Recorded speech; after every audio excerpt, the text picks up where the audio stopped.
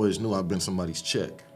You know, I put some judges' kids through college. I put the DA kids through college. I'm the reason why they ride around in fancy cars. I'm the reason why the sheriffs got money. You know, I'm the reason why the jails are still up.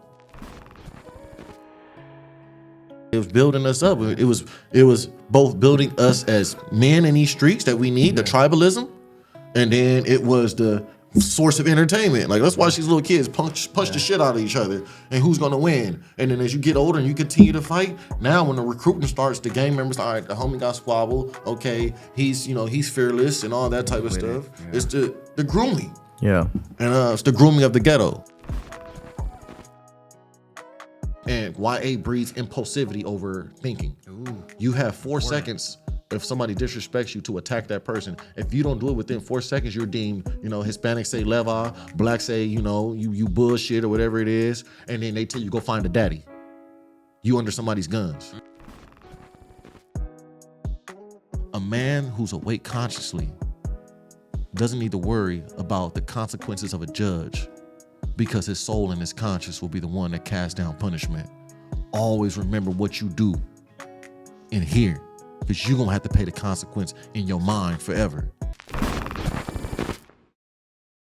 Yo, welcome back to the Reentry Network Podcast, Joe. It's your boy, Yak. That's good. It's your boy, T. And we back at it again, man. We want to give a real big shout out to our boy, Brian, or also Lonely. Someone we've had on the podcast before. Y'all check out his podcast if you haven't yet. This is a guy that had a really great story, and now he's a dog trainer. But we were able to connect through him to our boy, man. This is someone that's really like has a lot of background, like has a lot going on. Did 18 years. Didn't know until now. Was part of the foster care system as well. So I want to give a really warm welcome to our boy for taking his time. That's an early podcast. Early, man. I want to give him a really welcome to our boy Didontae for being here, bro. Thank you so much, man.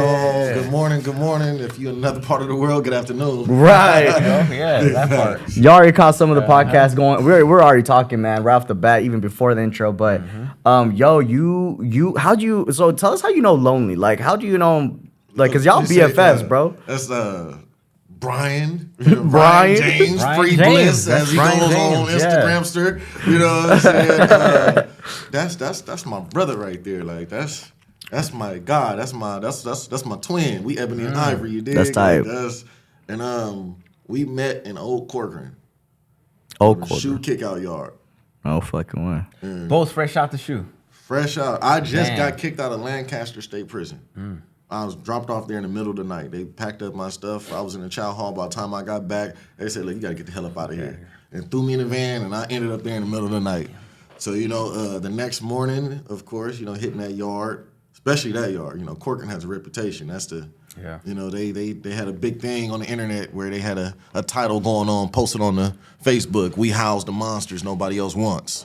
Yeah? So, yeah. And then they had the Corcoran, there's one thing I don't think we've ever touched on.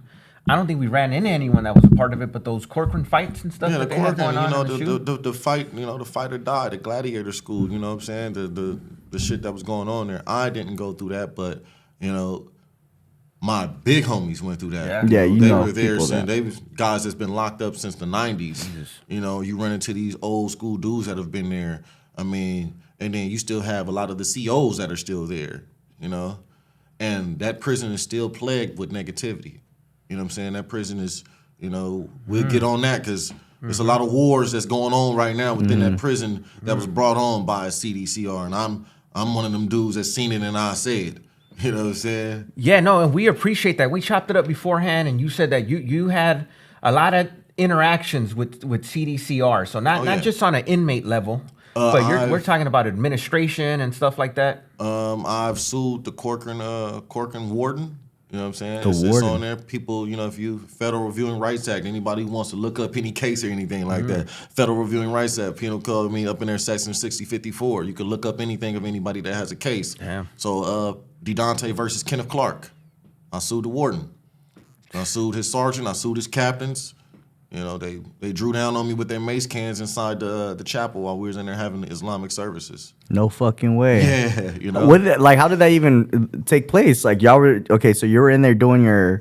We're having services. You know what I'm saying? And they just went in there like what, angry, like already off the bat. I had I had previously had a case that I was fighting for great bodily injury on a correctional officer. And then before that, I had another thing going on where it all led up to something. Domino effect. So we can start from the beginning, and then that was a good carrot to put in front of the horse. So we know everybody gonna keep on watching this now because it's gonna get real. So let's start from the beginning. This is and we'll go to Brian. Brian, that's my bro. I met him on that yard. Didn't really talk to him at first because of the racial boundaries and the gang boundaries, and what I'm saying, the particular building that we were in. We're in there with the big dogs, and you want to look good in front of the big dogs. If not, they're going to kick you out that building. No overfamiliarity with these peoples. We had the old school rules, you know what I'm saying? If you're going to talk to the police, you take somebody with you. If not, you don't go at all. This was still a 4-yard? Still a 4-yard. Oh, shit, okay. Still a 4-yard, The shoe was right in the back. They came right through the R&R. Everybody went there. And I seen him. We kept our distance. We didn't really talk until we got into a recycling crew job, where we had to put on jumpsuits and dig through the trash to siphon out everything and all that type of stuff. And I seen him, we were cordial, but we still never talked like that. And they ended up flipping the yard and moving us. They took the protective custody guys because they were over there acting up and doing the most, and they put them on the shoe kick-out yard, and they gave us their yard. But at this time, I was back in the hole. So my celly moved all my stuff over there, and I got out, and they were talking about the dog program and all that type of stuff. And dudes were like, man, what the hell is that? A dog program? A dog program, yeah. You probably don't hear that too You going to often. give us dogs, you know what I'm saying? Like, and even the CEOs like, why are they going to give the animals? Who does that? Yeah. Like, and then another thing I got to babysit, and then you had the dumb inmates. Oh, they finna teach these dudes how to beat police and have the dogs go sniff out drugs. And then you got dudes that think with logic, like, if they do that, that means they got to give us drugs, dummy. You know what I'm saying? Like, so you say the police gonna give me drugs? Train the dogs to do that. Ding, ding, like, what's wrong with you? But I didn't believe it till I seen it. That's like prison. Right. You don't believe it till you see it. And then it came time for us to move into the program. And before we get into that, I kind of want to touch on what led to that, to being incarcerated, right? Okay. So let's get into kind of the before, because you went in at a very early age, at 14, right? Yeah, at 14. But I consider that my life in an institutional mind state started way before that. It started with DCFS and foster care and all that type of stuff. What do you recall from like all those experiences beforehand? Like in being in that in that system, I've always knew I've been somebody's check. I put some judges' kids through college. I put the DA kids through college. I'm the reason why they ride around in fancy cars. I'm the reason why the sheriffs got money. I'm the reason why the jails are still up. I'm somebody's check. I'm the reason why they. If it wasn't 50,000, 100,000 me's, what would they be doing right now? Right. They need this part to go on. 100%. I always say we're an integral part of the system, and that's why it's important for us. We just had Jack Morris on. He's St. John's. He said, don't do crime to break that fucking cycle. Once we do that, we'll start seeing a lot of shit. But the sad part about it is then you start seeing these crimes, these laws just kind of exacerbate after a little while. Right. Why? Because if we stop doing crimes, they're going to figure out a way to lock motherfuckers up because their whole system is based off that. Courts, PDs, it goes on and on. Even nonprofits, everything in this world, everything in California at least. I can't speak for anywhere else. There's a big industry. You know? I mean, look at the 13th Amendment. You know what I mean? Look at it. What does it say we are? Even in jail, when you get out of jail and you're on parole, what are you? You are a slave to the system. They own you. Yeah. And then a lot of dudes, I didn't even know that y'all went and booked me they gave me an FBI booking number. Every dude that's in CDCR has an FBI booking number. If you have a gang enhancement and you're labeled a street terrorist under Penal Code 186.22b, you're a street terrorist. You're no longer a gang member. You terrorize the United States. I'm a United States citizen and I'm considered a freaking terrorist. So is that where your fucking passport gets dinged like in Canada? I can't go to Canada, can't go to Saudi Arabia, can't do any of this. None of that shit. You can't go to Canada even with a felony. Oh, shit. Let's not talk about the street terrorist stuff. Yeah. Yeah. What the fuck? And that never comes off your record at all? No, sorry, No, yeah. Oh, fuck. That's fucked up. Yeah. So, and I see the way I've had people explain like the prison system or even the system in general. It seems like a fucking Fortune 500 company. It is. Like It that's is. just I mean, crazy. there's just a lot of moving parts to it, and in order to be like oiled, it needs people, body. They're also pushing product. Did you hear what he just said? Who in here's been in prison before? You been in prison? No, I've never been. So I've been to prison. B is I've never been. Yeah, but I've exposed. He's done so many podcasts now. He knows more than I know. Did you hear what he said about well-oiled? Okay, say it again. Let me catch that. Well, again, it's a system where in order to be a well-oiled machine, because that's what it is, you just need bodies, right? So we're the ones. As long as you throw us at that system for fodder, that's really what we are. The system keeps going. And do you know there's a terminology in prison called the machine? You know what I'm saying? So when we work out, we say machine on track, machine in motion. You know what I'm saying? So all the way to the top of this big organization, all the way down to the bottom, we recognize our position in this. Yeah, so that's the institutional mind state right there. We actually thought we're the machine in motion. Mm-hmm. Like, who does that? You know what I'm saying? Machine doesn't have a soul. It doesn't, it can't function with a will. And that's what that prison stuff does to you. All the way down to the little itty bittiest thing. The air feels different. Mm-hmm. You know what I'm saying? But the institutional mind state is just, I knew I was somebody's paycheck. I went through foster care, and I realized young that nobody cared for me by the way that I was treated. You know what I'm saying? Did they, so you got taken away from moms and got sent to like a foster lady or something? I got taken away from moms. And it was a lot of trauma at a young age. I lost my biological father young. I lost him at 11. Cold case murder. Point blank range, shot to the head, shot in his back. I lost my stepfather, I think about a year and a half, 2 years before that. Drunk driving accident. Flipped his truck coming from Palm Springs. My favorite cousin in that car with him, paralyzed from the waist down. Youngster? Yeah, just graduated from Poly, getting ready to go to college. Congratulations to him, though. No, he was going to go to college. Oh, he was going to. I'm sorry. Yeah, so then lost my grandmother to cancer. All this was in just all these hits. How old were you?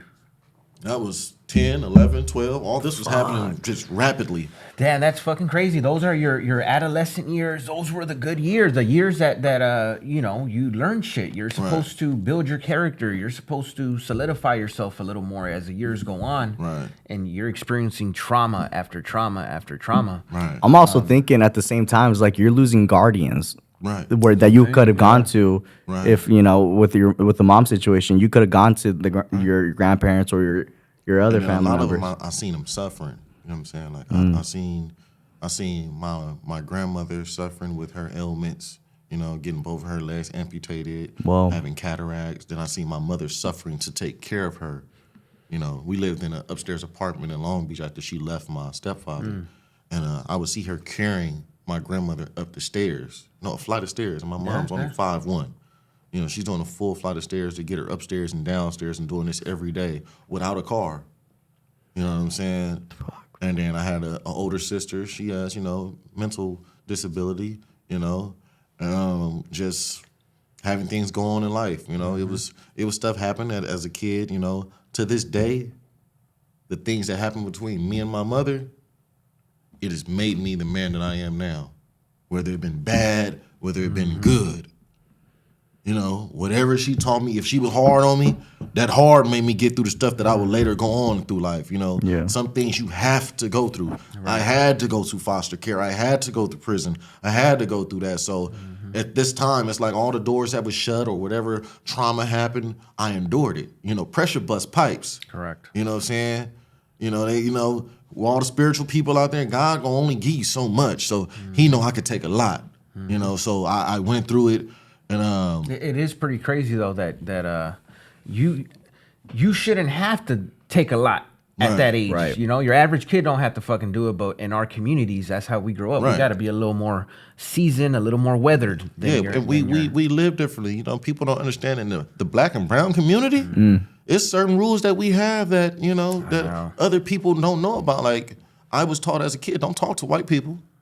Them white people gonna get you in trouble. They gonna get you taken away. Don't go talking to them white people at their schoolhouse. And that's actually how I got taken away. You know what I'm saying? They hit me with what ended up happening with that? So, you know, I was messing up in school doing the most. Went home, got my ass whooped. You know what I'm saying? Got my ass whooped. Which is standard. It wasn't anything crazy. That's what happens. That's part of it. Yeah, that's how it is. Get up the next day, mom hugs us, she loves us. That I mean, that was just us for us to learn a lesson. And some kids need different rearings. Yep. Mm-hmm. Like, you know, and later on in life, my mom would utilize, there's no man in the household. And I will say this, there needs to be a man in the household, no matter what. There needs to be one. Boys need that structure. Children need that structure because when they see mom, they see nurture. They see I can go, mommy, give me this. When they see father, what happens? You better get it right. Discipline. You know what I'm saying? It's the structure. I didn't have that structure. As bad as I wanted it, I didn't have it. And so mom had to do this. You know, and you're a grown young man. You starting to get strong. You getting hair under your arms. You know what I'm saying? These little whoopings ain't working like that. You know what I'm saying? What do I do to get your attention, to get you to do right? You know, she already under pressure. She's a single black lady living in California, and she came from the dirt roads in Mississippi. You know what I'm saying? And went to school, and it just so happened to be the hottest day of the summer, and I got a long sleeve shirt on and a turtleneck. You know what I'm saying? You know the old story. That doesn't help. If they ask you what happened, you fell off the bike. So they called me to the office. What happened? I fell off the bike. You know, somebody spotted that in the school, a teacher or something. You know, the homies in the back of the classroom clowning. Oh, you got a whoop, man! It's fucking hot as shit. And they like, man, hey, what's hold on? Oh, wait, I'm thinking something else. What's that? No, so since Didontae was fucking up at school or whatever, he lost it. He got an ass whooping for moms. Right. Gotcha. So, okay, now I get so you know when next day. You got to go sleeved up. If they ask you what happened, you fell off the bike. Right. Okay. But you know you got the homies up in there, and that you shit know went right by. Getting whoopings is so normal. You know what I'm saying? Like it's crazy. It's traumatizing. And you look at dudes like Bernie Mac when they clown about it and all that type of stuff. They clown about the trauma that it happened. That's what's happening. And we clowned. So we went to school. We in there, and you know the homie like I'm looking at his. Oh yeah, your mama got you. They clowning like you're looking at me. Because you end up coming out the sweater. He seen it. He looking like he's like all right. You know you got in trouble. So they like hey go up to the dean's office. Go up to the dean's office. What's up, Mr. Flores? That was his name. Mm-hmm. He like what's going on with you? Why you got the turtleneck on? I'm like. Because it's my turtleneck. He's like, he's like, you didn't have anything going on with you? Anything? So I'm like, no, I'm good. He's like, take off the turtleneck. I'm like, no. And he do this. Take off the turtleneck so I'm going to call your mom. I'm like, damn. Because I don't want to get in trouble with moms and then she at work. But then if I take off the turtleneck, I'm going to get in trouble again. Right. So it's like a catch-22. So what I'm going to do? Yeah. So I'm like, hey, isn't that the worst? And you know you can't do anything to jeopardize mom at work. Right. You know what I'm saying? She tells you, if you make me do anything to get off of work or it's over. You know it's over. It's a done daughter. You cannot interfere with moms at work. It's a done daughter. You know, and then I want to be the man of the house and make it right. And so he like, do it, or I'm going to call her. So I lift up. Next thing you know, this man done called the police. Police come up there to Long Beach, Lindbergh Middle School. They got me in the nurse office, butt naked in my drawers, taking pictures of me. Police taking pictures of me. Put me in a car. They like, no, they talking to me. They bring the psychs and all that. Look, man, y'all take me away from my mama. I'd rather die. I kill myself. Y'all take me from my mama. Put me in a squad car. The dude, the police like, here, go ahead, get in the front. I said, no, I can't get in the front. Like, what do you mean? I said, I can't get in the front. They gonna think I'm telling if I get in the front. You know what I'm saying? I got to get in the back. My people ride in the back. Already with that mindset. Yeah, like you don't, like I got 12, 13 years old? No, when they took me away, I was 11. Jesus, okay. Fuck. They took me away from school while my mama was at work at the hospital. And they took me to this place in downtown somewhere, and ambulances came. They strapped me down to a gurney and they took me to a mental hospital. Why? Because of the suicide, because you rather kill yourself. They took me to Cerritos College Hospital. Damn. And I stayed there for 7 days and 7 nights. And I seen the most craziest shit, you know. At 11. Tranquilizing kids, like hitting kids with trank needles. Like you go crazy in there. Fuck? They had a word called booty juice. Like, you know, they're going to hit you with the booty juice. So you got these dudes, you know, you always see it on TV, the people in the white suits. Nah, that shit is real. Them people is real. And they will grab you, put you down, stick you in your butt, hold you down till you fall asleep, drag your ass in the isolation room, lock you in there. If they got to strap you down in there, they'll strap you down in there. You know? The whole vest, padded room. They got everything, man. And that's when they put me on medications. That's when I first started doping. You know, my first taste of drugs came from a mental institution. You know, not your homies, not your came from Big Pfizer. That's where mine came from. Mine came in the form of Zoloft. And you look at the commercials from back then, it says on the bottom, you're supposed to be 18 or older to take this. I'm 11 years old taking Zoloft. Then they put me on Risperdal, an antipsychotic. I got an upper and a downer. You know, I'm drooling on a recipe for disaster. Yeah. Yeah. You know, what can you really know about a person? I know it's science, but a person's blood level to give them a certain type of drug, especially with something that has amphetamines and opiates in it. You know? Yeah, that's fucking nuts. I don't even understand how your organs would take something like that, you know, at that age. Had me on that, and I seen some and you see stuff that strikes you different. Like, it was a girl in there, and I seen her, and she was, like, the most prettiest girl in the world to me. Like, and I was like, and you look at her, and you're like, why is she in here? You know what I'm saying? Why? Like, you wouldn't understand. Like, you need to be, like, prancing in a garden somewhere and that type of stuff. And then you look down at her arms, and all you see is just cuts. Fuck. Whole arm just. Like, you understood what the hell all that was at that age? Yeah. You're like, I'm in here. These people are crazy. I'm in here with them. Yeah. But then you wanna know what they trauma is. Okay. Like, what's going on with you? Like, why was somebody that I don't understand? To this day, I still don't understand. Like, it was just crazy to me. How were you explaining your trauma though? Like, when people would ask you there. Like, why you're there? I recently just threw it away. My whole DCFS file. My whole life is on books. People can just fucked up. My entire life is a big ass book with DCFS files. And I was reading. They said, you know, Didontae would be in class. He would be in class, and other kids would talk about, you know, stuff that happened to them, and Didontae would burst out into laughter, like, you think that's something? Like, you know, well, this happens in my life, and and they would kick me out of class for laughing at the kids and stuff. I would just be in there, just bust out laughing at them. Or when they put me in the isolation room, I didn't flip out. Sometimes I would ask, hey, can you put me in the isolation room? And they'll come, and I'll just be swinging my feet. They're like, why don't you act like other kids? And I'm like, I feel safe in here. It's just me. What's going to happen? I think that later on prepared me to be able to live in solitary confinement. See how once again, the institutional. How it all circles back, man. This was a setup for so when it's you grooming. Say It's grooming. Fuck, you know? What a perspective, bro. That's a crazy fucking perspective. So you went through it then. But this is like small time frames because you went at 11 and you already getting tried at 14. So when did you get into like a home? Like, after that? Oh, yeah. You got into a home. Did you get taken away full blown? So they took me out of there. I went to live with my auntie. You know, my auntie Mary, God bless her soul, she passed away. She like a real pillar in the family. And my uncle Dan. And I was just messing up in school. And, you know, they kids is grown. They done raised people's kids and all that 10 times over. And she was like, you know, you got to go, Didontae. So she called a social worker and he came and got me, put me in an emergency foster home in Bellflower. I told my social worker I'd rather go to jail than go live in a foster home.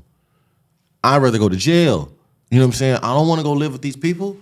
You know, I grew up seeing movies of kids in foster homes. That shit ain't cool. You know, first thing popped in my head is Orphan Annie, orphanages. Yes. You know what I'm saying? Peter Pan, Harry Potter. What you mean, Harry Potter? That's crazy. All that. Like, that's the type of stuff that you take from. Like, that's how, you know, watching stuff influences you.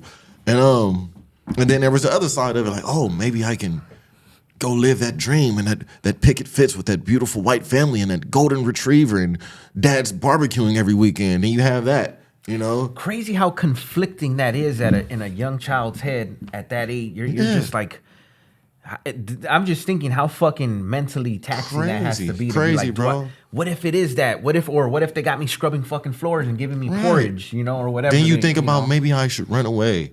You know, maybe I should run away. Maybe I should hit the streets and start doing this. And I told her, like, I'd rather go to jail. She's like, just go there one day. Hit me with a good spin up. Went in there, stayed, never came back. But never came back. No, my social worker. Okay. You know, and she left me there. But dude was like he wasn't like a major, like first string Lakers player. He was like an OG dude that was like fourth string or something when the Lakers was old. Him, his wife, and everything looked good on the outside, but on the inside, that shit was crazy. Like I didn't know how much they were making off me at the time, but they would give me my meds.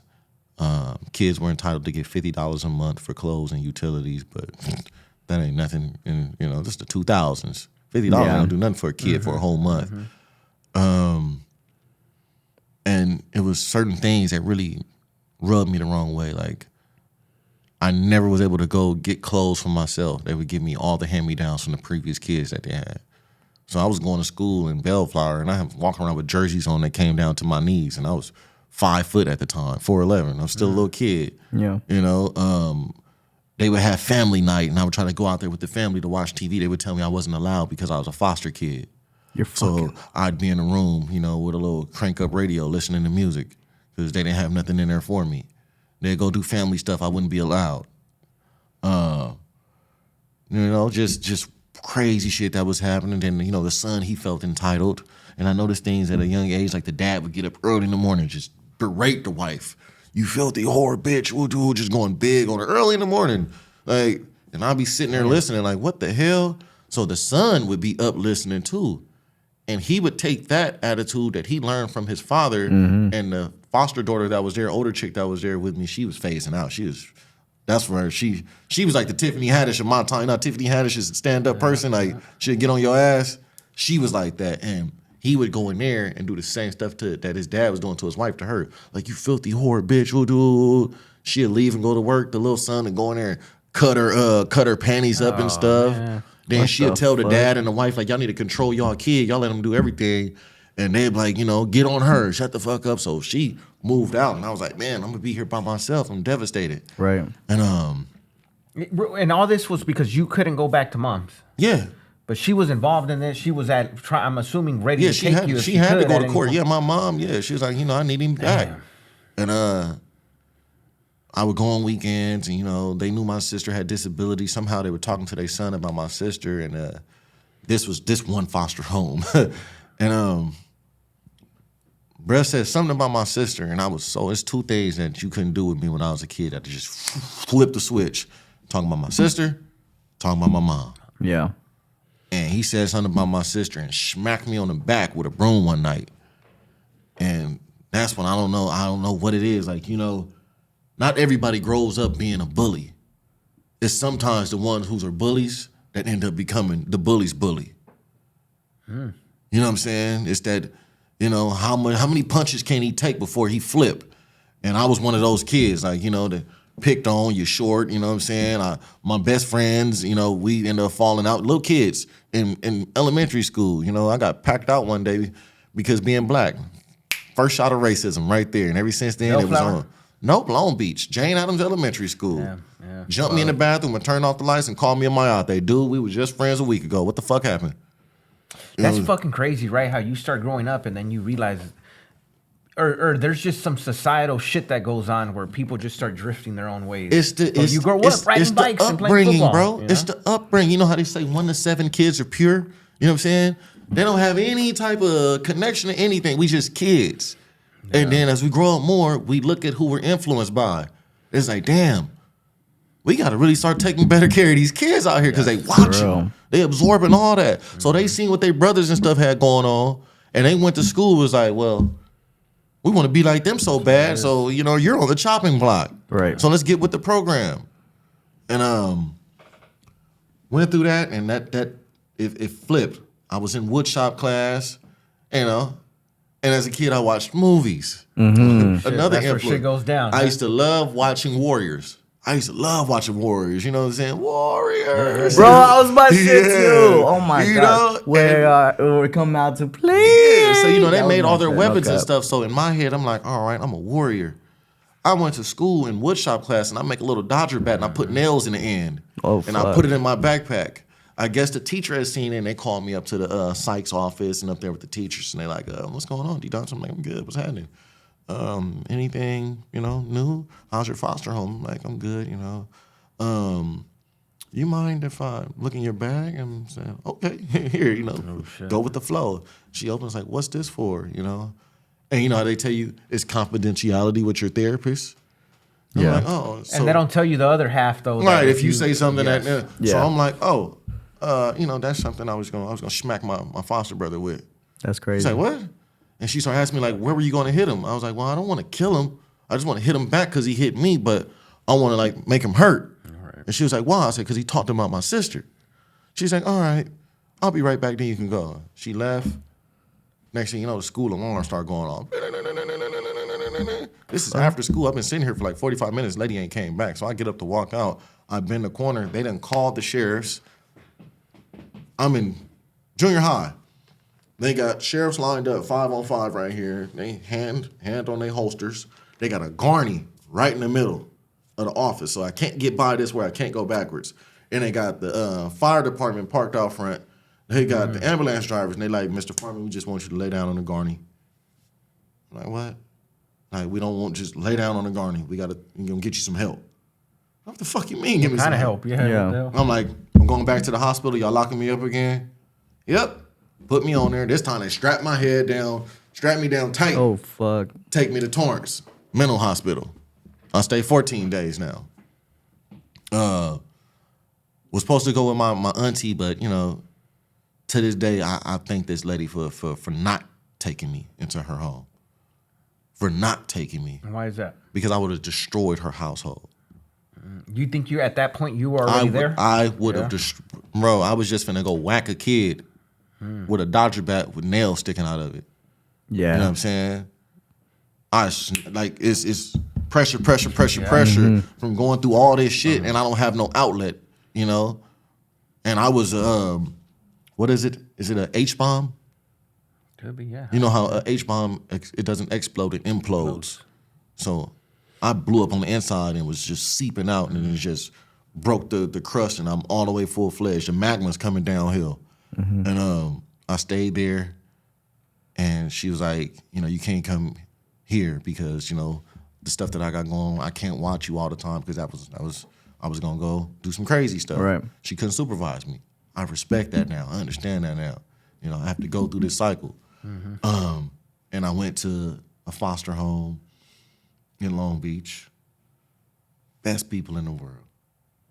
I was talking about, this was a real house. So it took a little turn for you then. Yeah, right? It got good. Best people. 13, 14, 12, 13? See, 12? Okay. See all this shit just happening real fast. Fast. And it's fucking crazy because you're all that happens and it stops at 14, which is again insane because you haven't lived life. Right. And but you've already experienced shit that fucking 9 out of 10 people, and those little span of years. Right. And good people. What they talking about? Older couple. Okay. They the husband, he let me earn a living. He taught me how to work on roofs and put tar on roofs and put down the shingles and all that. Okay. We would go camping. You know what I'm saying? Fuck. They would have Camping, barbecues. Huh? Yeah. We in the Winnebago. We going camping and all that. We going fishing. I had my foster brothers, and these were like, they were a black family that adopted some white kids. Interesting. They had the brother Fernando. He was from Guatemala. You had the other one, Jacob. He's a white kid. And then Michael, another white kid. All of them came from just traumatic past. Mm. The one that was the oldest, he couldn't talk or anything like that due to his trauma and the abuse and the drug that his mother had. Mm. He couldn't hold down food. He drunk out of a can for the rest of his life. Fuck.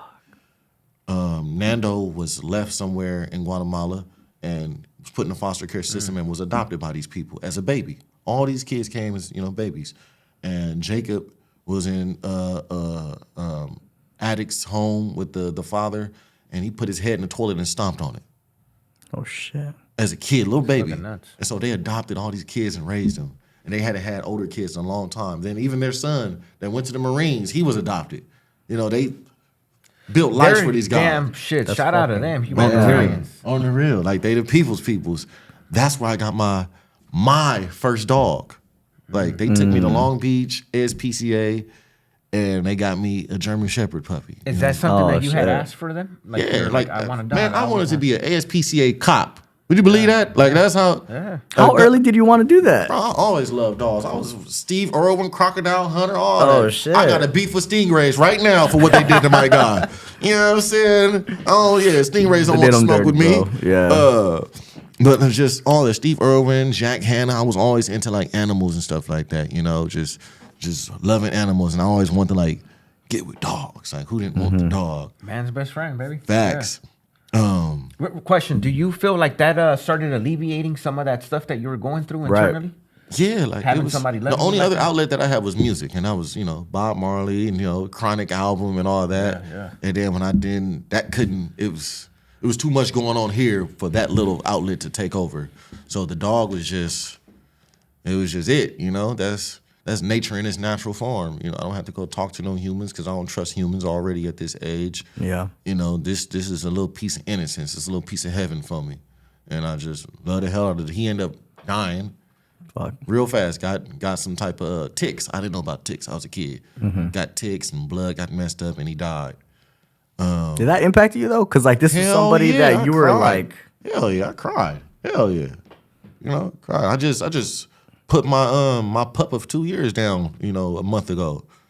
You know, the coldest pain. I'll say this. I'll say it again. I said it on the other thing. I said the coldest 10 seconds I've ever felt in my life. I would rather have to watch men stab each other than feel that.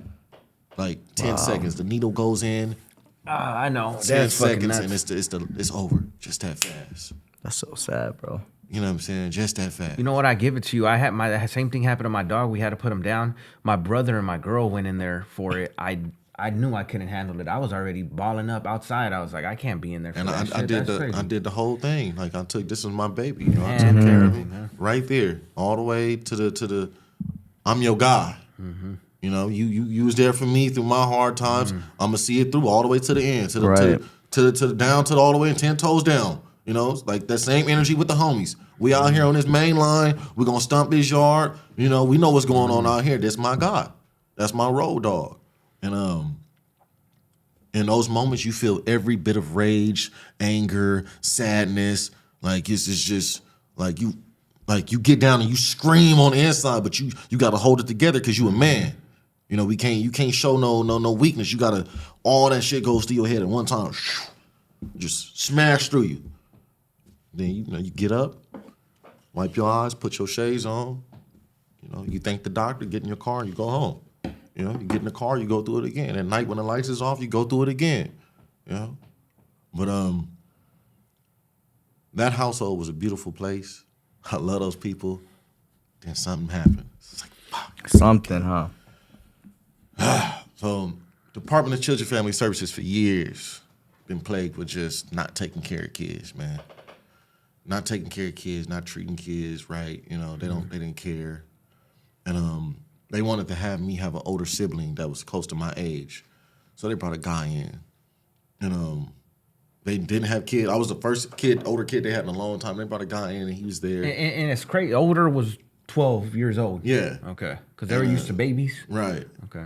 And because older kids bring problems. Man, that sucks. That you're categorized like that. You right. know, like, right. And like he can't be changed. Already, you can't be rehabilitated. That's how the foster care system is. That's how they see it. They put them in a group home. They have places like Starview where it looks like a skyscraper, but it's fucking kids inside. And they stay in there till they're 18. Zero socialization. And this kid came, he was there, and he would go on his visits with his grandfather. You know, he was a black kid. So mixed, and he had, you know, this white grandfather used to come pick him up and take him and all that. At this time, I'm going through an identity crisis. I no longer want to go home. I no longer want to go back to my mother. Has she called you throughout this? Or? She would come and visit and all that. Oh, okay. I told social workers I no longer want to go home. Even though initially there was no reason not to. Right. Because, again, it's fucked up, whether it's right or wrong. It's more confusion now. Right. I was in a situation I didn't want to go, would rather go to jail, went to this foster home. You know, I didn't like that. I still want to go home. Now, you're providing me the American dream. I get a family, a house, a room. I don't have to sleep on the mattress in the living room anymore. You know, there's a mother and father here at all times. Why would I go home? Then identity crisis starts. There's identity crisis. I'm not your son anymore. I'm these people's son. Fuck. You know, remember Finding Isaiah? It's the Halle Berry movie where she left the baby in the trash can, and and a lady ended up getting the kid and adopting him. She wanted the kid back, but he always thought this was his real place. That's scary, I bro. get it. That's no tough. longer wanted to go home. I told him I don't want to go back to my mother. Went to court, told him the same thing. I don't want to go back. What was the look on her face though? Devastated. She didn't understand what was going on with you. I didn't understand what was going on. You didn't know, right? I was just like, I'm happy. And this kid was there. He would go home. He would come back. And one day, just, I showed him around school. And I was getting in trouble in school, so my days were numbered. Although I was good in the household, I still had aggression towards my peers at school because I lacked socialization. Being in a house where you didn't go outside and you were taking care of your sister and couldn't go anywhere because mom had to work and you couldn't be out in these dangerous-ass streets. You lack socializing with kids your age. So when people would clown or shoot the jokes and stuff like that, I didn't know how to react to it. I don't know how to clown. So I would fight them. Because you think they're bullying you. It's fight or flight. Like, yeah. I'm trying to back up. You guys still want to clown them in a circle, so now I want to fight. So now we fight.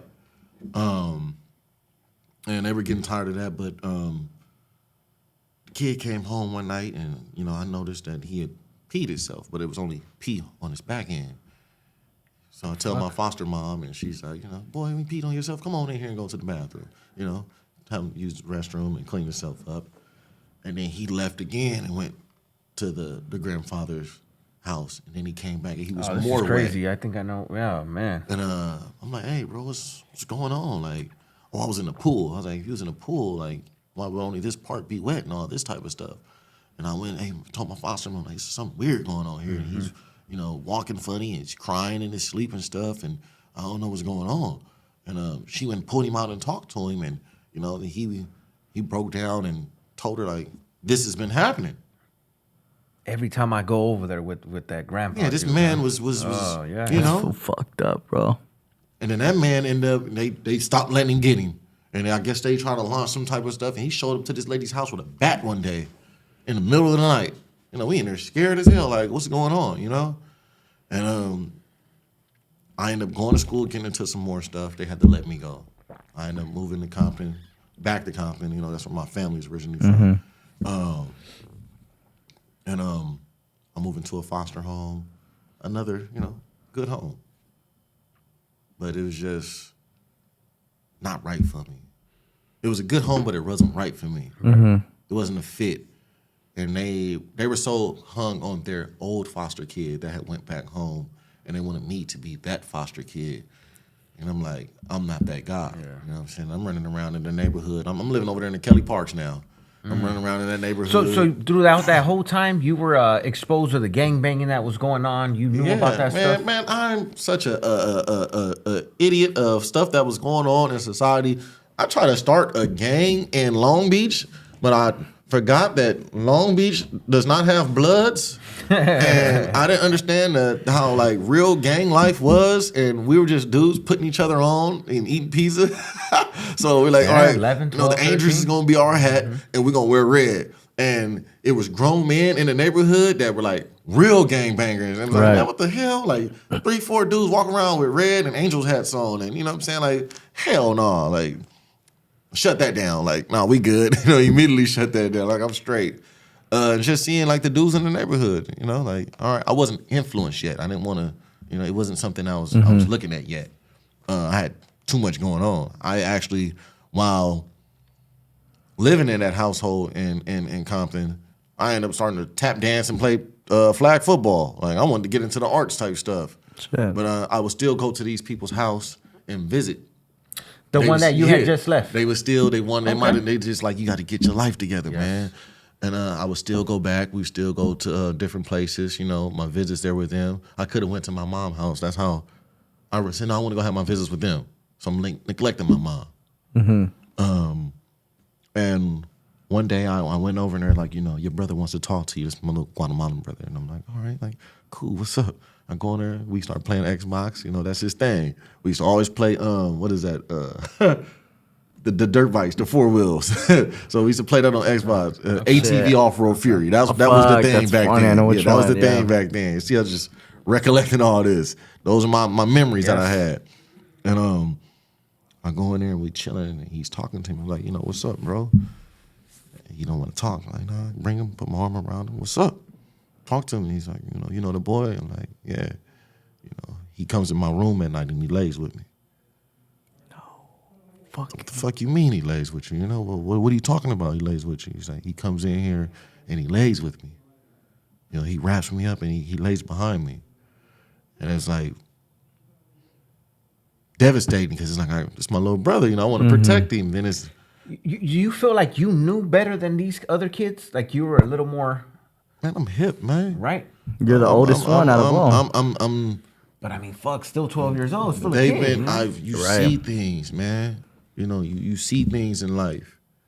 You living in the hood, you see things. Right. You see dudes throwing their wives down flights of stairs. When we was younger, they used to pay us to fight each other, friends. We used to be fighting. They was building us up. It was both building us as men in these streets that we need, the tribalism, and then it was the source of entertainment. Like, let's watch these little kids punch the shit out of each other, and who's gonna win. And then as you get older and you continue to fight, now when the recruiting starts, the gang members, all right, the homie got squabble. Okay, he's fearless and all that type of stuff. Yeah. It's the grooming. Yeah. And it's the grooming of the ghetto.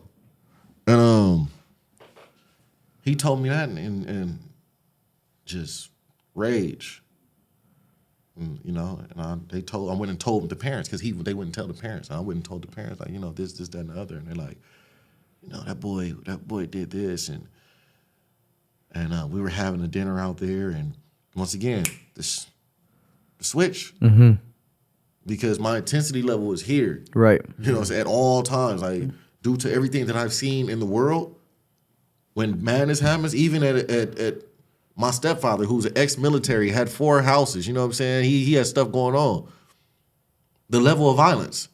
You remember that old school rule? You don't play with adults. You don't play with grown folks, they'll cut you. Mm-hmm. Seen it in live action. My cousin was playing with him one day, was on a family vacation. He said, boy, stop playing. Told him one time. He kept playing with him, roughing around, pulled his knife out and stuck him. I told your ass, stop playing with me.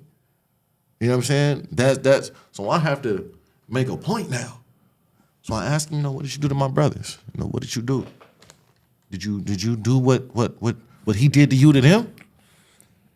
Did you do that? And we were outside, they were barbecuing fish.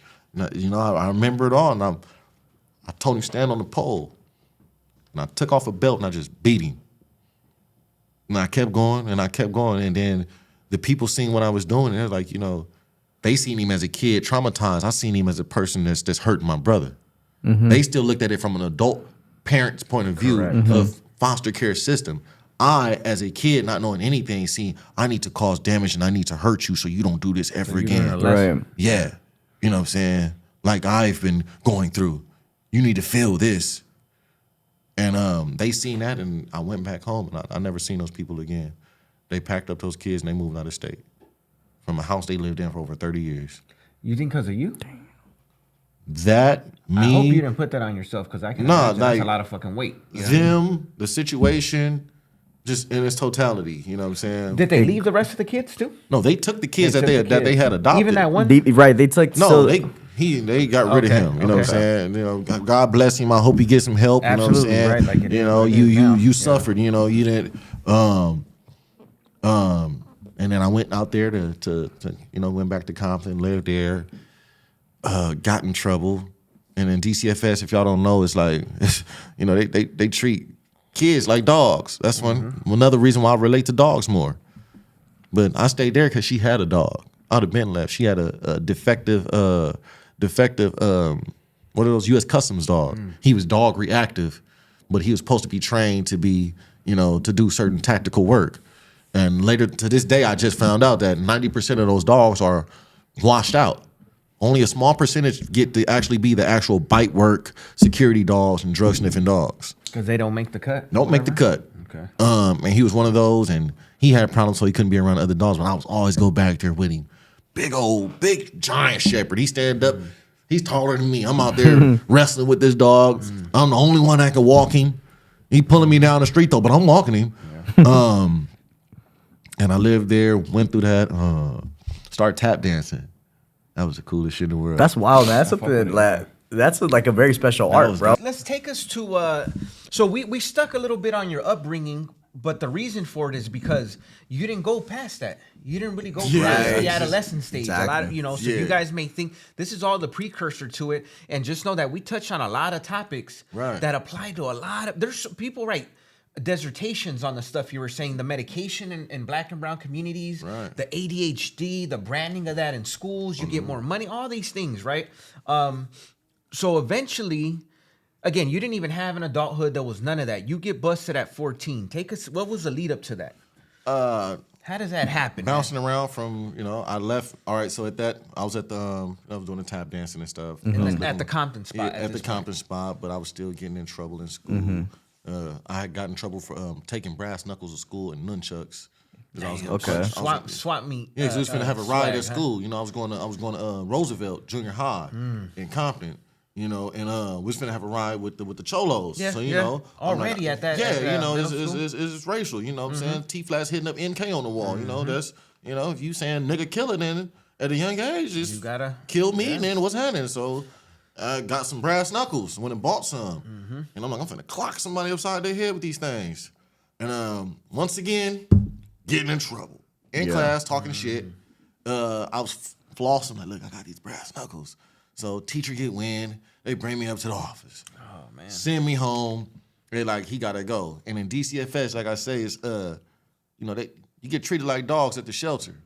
So if the parents don't want you and they can't come get you, or they can't wait, they could put a 7-day on you. They tell Department of Children and Family Services, y'all got 7 days to come get this kid. If y'all don't get him in 7 days, on that that 8th morning, this kid will be out on the front porch with all of his property.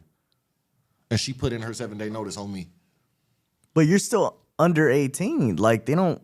So what that mean? Damn, they really do that shit. I didn't know. I had no idea. I would think that no matter what, like legally, they have to put you out of home or somewhere. They will put you out if they can't find an emergency home. The police have to come pick you up, and you'll sit at the local police station until a foster parent comes and gets you, or your social worker.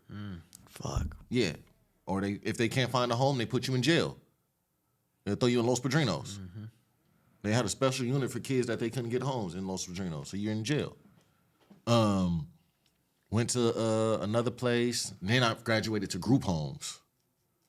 So at that point, it wasn't a one-on-one no more. You were going straight to a group home. I'm in a group home. So I'm in a group home with about 7, 8 dudes. Now let's talk money, fellas. Let's talk the big business of DCFS. You got 8 dudes, and each kid $4,000 a month. 8 times 4, 32. That's one house. These people own 3 houses. You're getting $32,000 from 3 houses a month. And you treating the kids like shit. You know what I'm saying? Yeah, and then it's depressing riding around in this big ass white van. Everybody, it's a group home kids. You know what I'm saying? I fought every dude in that group home. Everywhere I went, I fought I was always the littlest one. I fought every single one. Why is that? Why was that on the agenda for you? Because y'all not finna molest me. Y'all not finna rape me like I'm seeing all these other kids getting dead. Y'all not finna come in here and take my clothes. You know what I'm saying? We was fighting for food. They lock the refrigerator. Padlocks on the refrigerator, like prison to kids. Crazy. This is a house. On the outside, it look good. On the inside, they got locks on the refrigerators. You get a certain food time. You don't ever go outside. Like, it's like, damn. So I'm stealing food. Reaching under the thing. I was, once again, the littlest one. So the fellas that keep lookout, I'll reach in and I'll be stealing candy, red vines. I open the refrigerator and be stealing chimichangas up out of there. All right, go hide it. You know what I'm saying? Before they find out. Crazy, man. We stealing food. And I started dabbling in weed. I was living in the A-Trade gangsters. And that's when I got a dose of what gangbanging was. Because it was, You're like 13 now, right? You're like 13? Yeah, 12, 13. I just buried my auntie. And I seen a dude they banged on me one day. I was finna go downtown Long Beach. They banged on me one day at the Manchester and Western. I'm getting on the bus. So that's right there. Yeah, right around the corner from St. Andrews. Original West, all that. And I'm going to Horseman. But it's crazy. My best friend, his older brother was from A-Trade. But I didn't know that them was his homies. He lived right around the corner. I don't know about none of this stuff. And they banged on me, and I'm talking about they extra. Whoa, they extra. And I would later meet this same dude that banged on me in prison. in juvenile hall. And dude bang on me. I'm mad. I'm pissed off, man. Fuck you. You know what I'm saying? I'm like, man, forget that. And then I went, I'm like, all right, he a Crip. He's saying cuz and all that. I'm like, how you diss Crips? You know what I'm saying? Now I want to, disrespect Crip now. Man, that was dumb as hell because I almost died. I seen a dude at the corner one day. I thought the dudes in the group home had my back. Damn. So I'm like, hey, they got a little whoop-de-whoop ass fool right there. And I'm outside the house and he's standing down on the corner. Little do I know, this state headquarters for where all they young dudes kick it at. Like right there by the car wash. Man, he came around the corner. Another one came around the corner. 5 more came around the corner. 10 of these, and they running. So I run in the house. I'm running. Come on, run, they coming. They like, what you do? I'm like, nigga, run. I run in the room, in the closet, back of the closet, throw all the clothes on myself. Oh, shit. Little do I know, this dude ran up to the front porch, put the gun in the door, and was like, Were the parents there? They ran. Even Everybody ran, man. They ran. They got the hell up out of there. And they came through the front door. He came through the front door like, man, tell that slob nigga I'm going to kill him. You know what I'm saying? And I'm not even a gang member. You know what I'm saying? So he think it's a blood in here now. So I go around the corner to Daryl's house. I sneak over there after school one day. So that's your homeboy that was from that area? Yeah, his big brother's, big dog status. This the pillar of the community right there. You go to the window, grandma in there, doing what she doing, And his mom is, Miss Strawberry over there. Hey, Miss Strawberry, how you doing? His dad was, Big Stag from A-Tray, like big dog. So for these circumstances, you met the right one. Yeah, and I went over there, I was like, Stag, big old dude, fresh out the pen. He over there, white boxers on, like he's like Damon. Damon. Old school nipple piercings. I don't know why dudes in pen got infatuated with the nipple piercings. He's sitting there and you're like, man, what's up? I'm like, man, they tripping on me, And then at that time he tried to recruit me. Like, man, you might as well come on home then, I'm like, nah, I'm scared now because I see this dude over here like, nah, I wasn't drawn towards them. And I guess he hollered at him. Whatever he did, it was cool. But I just stayed going over there to that house. And even after I had my last fight in the group home, I tried to run away and go live with them. You know what I'm saying? They was just cool people like that, like real cool. I ran away from the group home after my last fight. Tried to go to school. I got kicked out of Horseman. Now I'm going to Audubon. And that's when I first got a real glimpse of organization within a community. And that's when I seen the Black Pea Stones. Yeah, Audubon is was active. We used to I went to some random. I went to Camp Angel Gate, some random camp. We had to go pick up everybody from Audubon, and a bunch of those kids went to the same. It's camp. different, huh? And when they hopped on the bus, I was like, damn, these fools look like grown men. Yeah, it's different, huh? They're militant. Yeah, like they, I was like, they don't live. They get on their mean mugging, they chest out. You're like, what the hell? So I went there and I seen like, damn, like. But then I also seen at a junior high, they had a police substation in that school.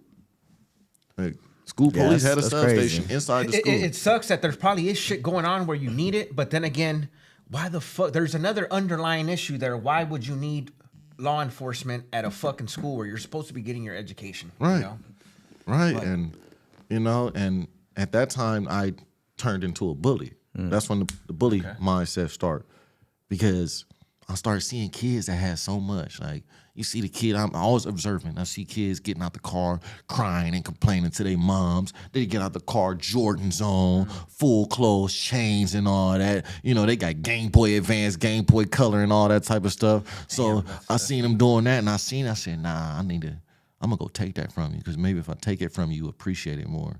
So I just start taking. What you going to do, man? Give me this. You know what I'm saying? Mm-hmm. They might have whooped my ass. I ain't had a lot of fights under me. You know what I'm saying? Just in the homes, but man, give me this. You know what I'm saying? Just give me these shoes, because I don't got it. Did you feel like a lot of these dudes, they weren't put in those situations and they didn't react as they should have? Right. Did you realize that? Was that something that fueled it? Like, bro, I'm gonna take this fool shit, and I know he's watered down because he don't know better. It wasn't even a know better to me. In my mind state, it was like, let me try to humble this dude. I'm teaching you. so I'm teaching. Yeah. I'm teaching you to respect. Have appreciation for the shit. I don't got a mama. Right. I don't got a daddy. I show up in this punk ass van every day and get clowned on when I walk out of here. I'm doing so bad. I got to put powder under my arms because I can't even get no deodorant. You know what I'm saying? And you sitting here crying to your mama about, I can't get no lunch money. Nigga, what? I'll eat your lunch scraps and be happy as a motherfucker. You feel me? Like, it's crazy. It's like that. Like, you're literally like taking this like big brother figure out in public, and like, you're trying to be everybody's big brother. I'm looking. Yeah. It's like, damn, and I just always observed and I seen these dudes from Blackstones, and I'm like, man, look at these dudes, bro. Like, they over there, like, they knew how to fight. Them fools knew martial arts. And who growing up in our area, the Jungles is known for knowing how to kick, spinning kicks and all that martial type of arts, stuff. right. They was them dudes, and you like, man, I want to be part of that, but it was like, still in my life, the gang didn't pull me there yet. It was still just too much shit going on within me to be like, I'm about to jump into that. End up hiding out at some people's house. I got a taste of a Samoan family. That was another culture thing because they took me in when I ran away from home, and That's interesting. I seen how the Islanders, they're so tight knit, they so loving of each other. Samoan people, they'll take anybody in and just hear you want to eat. You know what I'm saying? If you want to eat, you need to ride somewhere, and they just so nice. Family, you know what I'm saying? And the dudes they heavy handed, but it's still out of love. And I was like, damn, just hanging around with them people. And they lived directly underneath my mama. That's how busy my mom was at work. And I never realized that, how hard she was trying to work to maintain and pay rent in Los Angeles, California, period. You know what I'm saying? And she seen me one day, and, she was like, what the hell's my son doing over here? You went around, we've been looking for you. She called the police on me. Now. What was that for she called the cops on you for that crime? No, I was AWOL from group home. Okay, so that's not really a big deal. So what was the lead up though? What crime did you do? Or not even the lead up. What did you do? Because I don't even know. We didn't even chop that up before. That's coming next. Okay. So they put me in 77 Division, waiting for a social worker to come. I would go to emergency foster home, and then I end up back in Compton. Mm-hmm. I ended up on Butler when I used to live on Butler across in Kelly. Now I'm on the other Butler where my family lives at, in Compton in Eludis Park. So you're back in Compton now, and this is where it led you to your 18 years. The group home, another group home. Now I'm at this group home on Butler. My family recently moved. My family lived on Castlegate in Compton for the longest. The video I showed you, Eli the Savage, that's on Castlegate. No, that they show it. So in the we video used to play too. up and down that street all day. Like my family was so big at one point on this damn street. I went outside one day and got into it with somebody. It's like, man, fuck your mom. And I was like, fuck your mom. I was like, nigga, I'll beat your ass. Like, fuck your sister. And we getting ready to fight. And it's two groups of kids, like a whole bunch of badass little kids. I'm at my auntie house, and there's my cousin Heathy and them over here. And our older cousin come on, like, what the hell y'all doing? We finna fight. Man, you talking about fuck my mama. He said, his mama, your auntie, stupid. And we like, what? You my cousin? Yeah. Oh, shit, all right, so now we all together. So now we looking for whoever else wants to smoke. Who was over here want to team up against this? We done turned into Megatron. We was deep. Hilarious. But they had moved, and directly behind their house through the alley was the group home I was in. And then 3 houses down behind that alley was where my auntie used to live. Mm-hmm. And then behind that house, back on Butler, right here, now the group home we back on this street, would be the house that I would meet my big homie at. You know what I'm saying? And that area, then my aunties lived over there before. It was just, Compton is a place where it's living where I'm at now, and the judgmental stares that you get from being outside of, like, you can walk through South Central right now, they just, that's the brother right there, black dude, brown dude, all that type of stuff. Mm-hmm. But if you leave and go to a place where outside of those city limits, you got the doors getting locked, people looking at you like you gonna steal shit, you know what I'm saying? I done had people call me a nigger in the middle of the street, you know what I'm saying? All that type of stuff. To where it's there, you could just walk free and ain't no tension. We know we in the struggle, you know what I'm saying? We outside, we just trying to make ends meet, and Compton is one of those places. If you want problems, it's gonna be problems. If you're gonna gangbang, you're gonna gangbang. You know, it's serious. You know, you cross the tracks there. You know, I was on the east side. You want to go test them hands? Go to the east side. You know what I'm saying? It's different. And Ludus Park was, you know, Ludus Park bought Death Row. Ludus Park gave the world Suge Knight. You know, Ludus Park. I mean, you know, Compton gave the world DJ Quick. All these dudes, and it was just, it was heavy. But just in how I got influenced into gangs, believe it or not, was by the women, the female gang members. Like, as soon as I got into that group home, that first night I was out the window. I'm in the streets. I'm smoking. I'm doing everything. The next day, I no longer chose to hop out the window. I told the staff straight up, man, I'm in my hood, my family over here. Fuck y'all. I leave when I want to come, and I do what I want to do. Yeah. Third night, I had 2 fights with dudes in there. We're going to establish what it is. Institutional mind state. Mm-hmm. What do you do? Go to the prison yard, send the paperwork to the prison yard. They come back, see who you is. You go outside after the intake. Then, all right, most likely when it's time for discipline to come up, now I got to go ahead and make a statement that I ain't no one to be messed with. At a young age, you know, you're going through that. And I just started running wild. I just started just going bananas. I went to school. I stopped going to school. I was going to Dominguez for 3 months. I only went to class actually 3 days out of 3 months. Wow. I was at school. I was just running around smoking weed under the bleachers, kicking it with people. Damn near lost my life up there. You know, while the world today is looking at school shootings and people having guns at school, this has been going on in our communities for a long time. Yeah. Right. It's been going on. Dudes been having shootouts and all that type of stuff. But since we just don't get that light, or they're not exposing that type of stuff, but when it happens in these other areas, it's a tragedy. Not to say that it's not. Right. But it's been happening with us forever. I had a gun at school.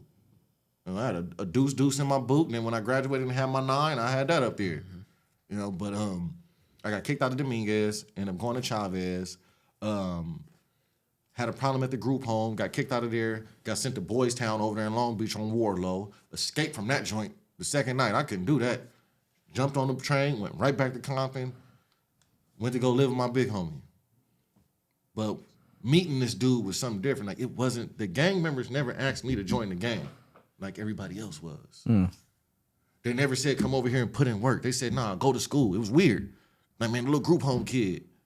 When the people at the group home couldn't control me, who would they call? The gang members. Hey, Swift, come get him. Swap meet, come get him. Honcho, come get him. Lil Loke, come get him. All these dudes are brothers, might I say. You know what I'm saying? They got to call the gangsters to come get me. And I wanted to be like them, although they was telling me not to be like them. They told me, they used to tell me, slow down, you're moving too fast. Which is what happens most of the time. You don't got to say it outright. As a young man, not having a male figure like that in your house, you tend to gravitate towards what you think that man should be, you know? And that's the image. Those were the images of what a motherfucker was supposed to be like. And that's still the identity crisis, because you got to look at it like, if I see him coming to a household, or I see y'all on the streets, me not having a male figure in my life caused me to do this. The way that you talk, I take that. The way that he walks, I take that. The way that he eats, I take that. The way that he dresses, I take that. And I adopt all these different attitudes and mindsets instead of getting the nourishment that I needed from my actual for your family character and your upbringing, right? So I got all these different things that they've adopted, and I've turned it into my own little thing to form who I thought I was. So just went through that, and then started getting heavier into the life. I started robbing dudes. I started going to Linwood High, go to Linwood, use a square. I'm finna take that, I'm turning into a predator now. You know what I'm saying? I'm going over here being reckless. I'm over here in enemies' hoods over there with guns. It has been times where Crips done saved my life. A Crip done be like, bro, you tripping. You ain't even supposed to be over here. Like, you need to, these dudes finna come out here. I'm not from over here, but I know you, but you gotta go. I don't care, bro. Then I started doing drugs. I was sniffing cocaine. And smoking sherm. 13, 14 still. 14 basically at this point. Yeah, about to be. Running around. My big homie used to come and get me out the streets. He used to come and find me. Man, give me the gun. First time I got like a real 17 shot. Let me get this. I didn't even know how to load it. All I knew is I got these gloves, I got this gun. You know what I'm saying? All I gotta do is aim it. All I thought was aim it and pull the trigger. That's all I gotta do. That's all I thought. That's it. And dude, come on, man, give me this gun. He can't tell me not to have it, but at least he gonna show me how to use it. You know what I'm saying? You know the song, you know, Shorty's gonna be a thug. That's you know, that's dudes really living that. I feel like they probably knew that you were already. Not only that, you had more of a reason to, if anything, than your average kid. You know what I mean? Where they're like, bro, this fool really don't got shit. He's a group home kid. He's really gonna live this shit out. You know? So either we throw some input in it or just let them fucking. So they had the gun. They would, you know, show you how to do it and all that. Yeah. But they'd take the clip. Now you can have a gun. 9 times out of 10, you're scared the shit out of somebody because they ain't got one, especially at your age. Yeah. But we gonna take the clip because we know you're gonna do some stupid shit. You know what I'm saying? And then they grandmother, you know, Irma Jean Patton. I swear this, like my angel, the first. It's like when my grandma's died and she came into my life and this lady tried to adopt me. All these grandkids you got, all your sons is gangsters. And she seen me and she was like, you know, came in the house with my big homie one day. I used to get in trouble. She'd come down here. You know, I used to sit there and rub her feet and talk to her, and she would give me these assignments to make me feel worth something. Here, take this money, go down there to the liquor store and get this. Boy, you hungry? Go in there, I'm gonna make you a plate. Kenyon, don't be having that boy out there in them streets. All right, grandma. You send me in the house with the rest of the kids. She would say, no, you don't go out there with them boys. You go in the room with the rest of the kids. She would make me go in there and interact with kids. This ain't no psyche or something that she learned. This the natural nurturing of, you know, a mother. You know what I'm saying? A real, you know, that woman in your life. And I love that so much. But the streets will still learn. The streets already was, you know, it's one of you. It's a million of these dudes out here. You know what I'm saying? And the drugs. And I'm still trying to piece together like how's like you're in this like I feel like this transition where you're starting to get like find yourself, like not find yourself at the same time you're finding yourself, but at the same time you're not. But other people are helping you find yourself. But then at least to like they're trying so hard to help me, but they like I can't force him. Right. You know, you want to, but then they also understand because all these dudes went through YA, they went through the pen, they understand like, bro, we see it. You know, it's something different. You know, my big homie Skip, who you know, God bless his soul, got killed. He used to tell me, man, you was just ahead of your time. You know, you was ahead of your time. You was moving too fast at your age. You know what I'm saying? And he was a legend to me. He was a legend to a lot of dudes. And he went through this whole Tehachapi thing and all that. I didn't even know that till years later, till we talked, before he passed. And then I start robbing, stealing, jumping through people's windows. You know, then you start trying to do the knockout game, trying to get your hands up. Then you go into different places. I'm all over there in the different lanes and everywhere. I'm just moving around now, getting in trouble, doing all that. All the shit that come with the street life, basically. And the robberies, money. It's like, man, I'm out here on the streets. I'd rather live on the streets than live in these group homes. Because I'm tired of paying people. I'm tired of being somebody's paycheck. So I was like, man, I got this gun. I'm finna go rob.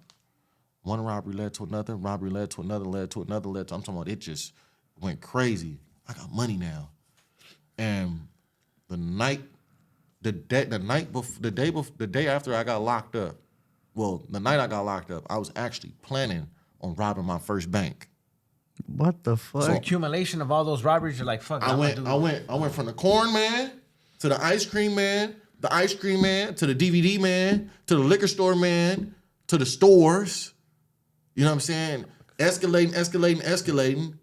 You know, it was so bad that I robbed our neighborhood hamburger stand. That's what I got convicted of.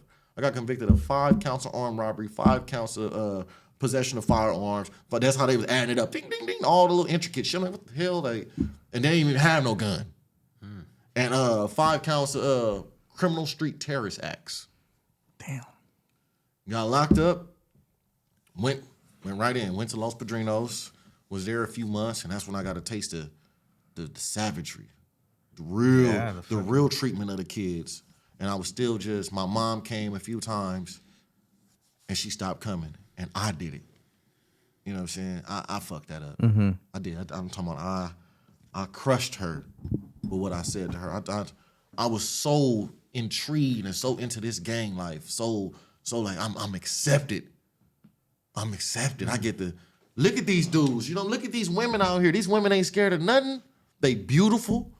They strong. They got men that fear them. You know what I'm saying? Look at these women, though. If a girl can do it, I can do it. Yeah. And then you had the dudes. Man, dude got a Benz. He got cars, clothes, all this type of stuff. Right. He swole. He just got out. That's what I thought the prison was. Yeah, like, what the fuck? That's always the case, right? Like, people think and they just fucking, this food, you know, like, look at the positive. Look, must be, ain't that bad. Bitches are on them. That's what I thought the pen was. I said, look, if I ever go to the pen, all I'm going to do is go in there and get swole and come out. That's all I thought. I'm going to go in there and lift weights all day and come out big as a house. Hell no. By the time I got there wasn't even no weights. You know what I'm saying? But went to Los Padrinos, and my mom came to see me. She came to talk to me, and this how messed up my mind was. Not only being in Los Padrinos impacted me, it's like, you know, I can relate with speaking dog. So they say if you can have a dog for 5 years that's been in a good home, well-maintained, fulfilled, enrichment, everything, obedience trained, all that, it takes 2 days to break all that down inside the confinements of a shelter with all the chaos and stress that's in there. So take a kid, place him in juvenile hall. I didn't know that. Take a kid and place him in juvenile hall. In the trauma, you're putting kids in solitary confinement. Because remember, 14-year-olds can't have cellies.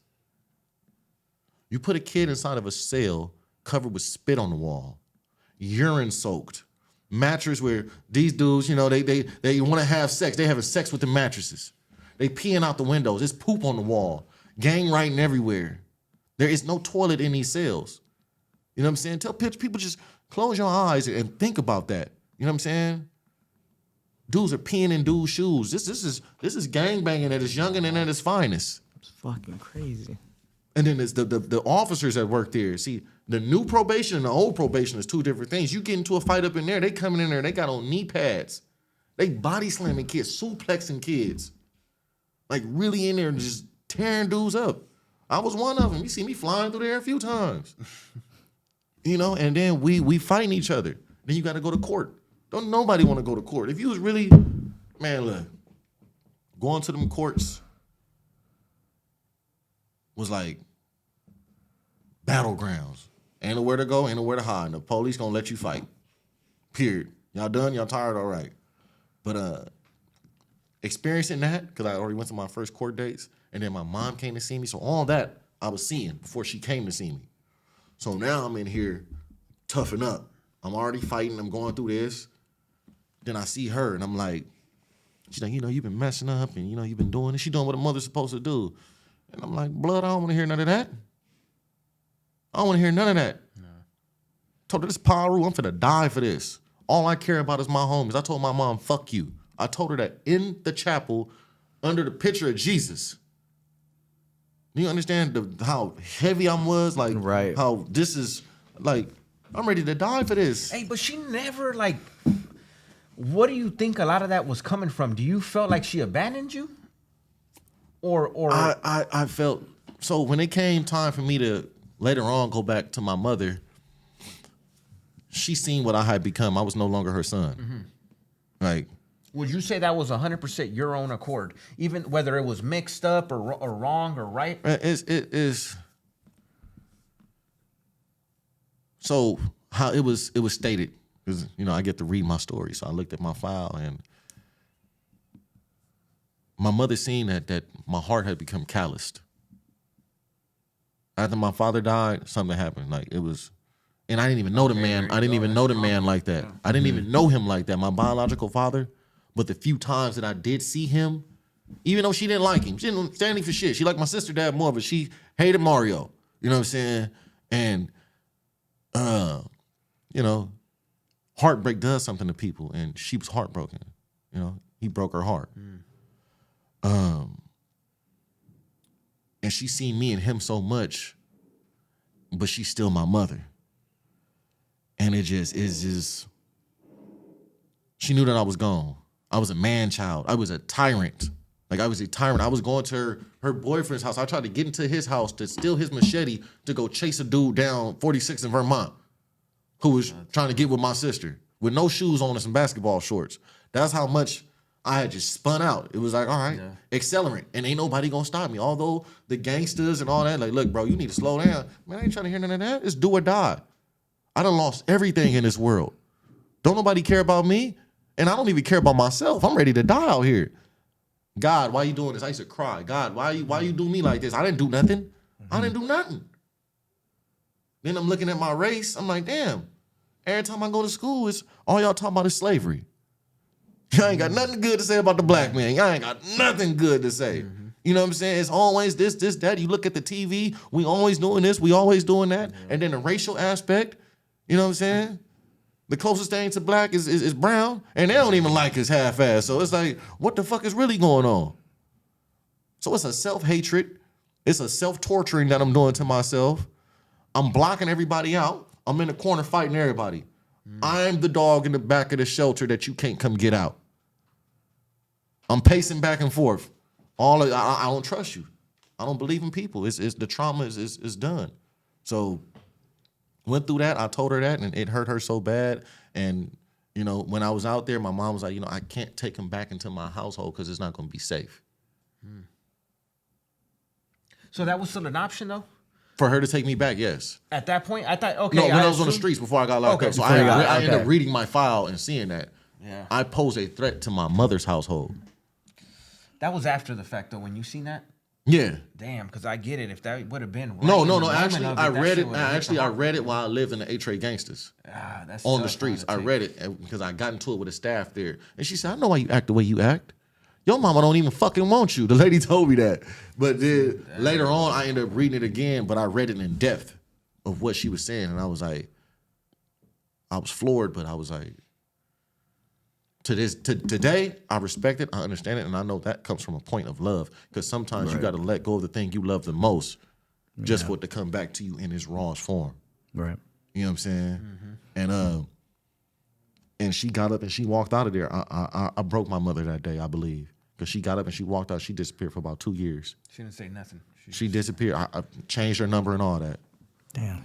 I'm talking about, she done said stuff to me before, you know what I'm saying? And it took time for me to be in prison, and I apologized. He apologized to me, but it was shit that I said that was just, you don't say that. And for a child to say that to his parent in front of a room of people, you know, and I went off the deep end. I was going to Compton Court, Judge Clay. It had been times I came in Judge Clay courtroom, blood on my shirt. Do you know what it's like you having fights in a holding tank going to see a damn judge? And he like, man, get him out of here. Go change his clothes and bring him back. I'm still finna try you. Then they said, you're finna be tried as an adult. Or I'm gonna fight my fitness. So I went to fight my fitness. I got kicked out of Los Padrinos. They would start putting me on special transport because I was fighting and stuff and breaking their window. Where do you go to, like the compound? They put me in a compound. I was in Y unit. And in Y unit, I was like, damn, I'm finna get life. So like, man, you know, you want to get your mind right. And I'm still fighting there. So I called my big homie on the streets, like, bro, you know, I'm in here fighting dudes, man. These dudes, what's up? Where are these dudes? I'm dudes from Nutty Block. I ain't never, really ran into these dudes. Yeah, you're like, now it's really game pain because it's like, it ain't, oh, you from here, you from here. It's no, what side of the tracks you stay on? And we're going to match that to your geographics. And then it's, I don't care if we don't beef. If our hoods never even shot at each other. You a blood? All right, that's your ass. You a Crip? All right, that's your ass. You know what I'm saying? Or, you know, I didn't know what 18th Street was at the time until one punched me in the head and we over there fighting. Oh, I didn't even know we beef with each other. Oh, shit. Well, all right, now it's on. Let me add you to the list. And then I call him and I'm like, man, he like, man, just stop gangbanging up in there like that. I'm like, you don't understand. Like, I have to fight. He like, man, they over here spitting in dudes' food, you know. Dick bread. Yeah, they giving dudes dick bread. You know what I'm saying? These dudes. Juvenile hall is a mind game. Dick bread. What little the kids, fuck? just the wildest kids ever. What's the Wild West for the youth? I can see that. It's the Wild West for the youth. And in the compound, it's all these dudes. I'm 14 years old, and these dudes is all older than me. I was one of the youngest kids in there outside of Dreamer from Canoga. And they had him all in the papers because he had a big-ass case where there was just 14-year-old giving 50 to life. Damn. And we all in the compound, 50-foot high gates. Everywhere we go, we got to be in shackles, escorted. You know, it's like, damn, we don't get to go outside and play. We got this big-ass window. We see kids outside playing and stuff. And then it came time for me to get tried as an adult.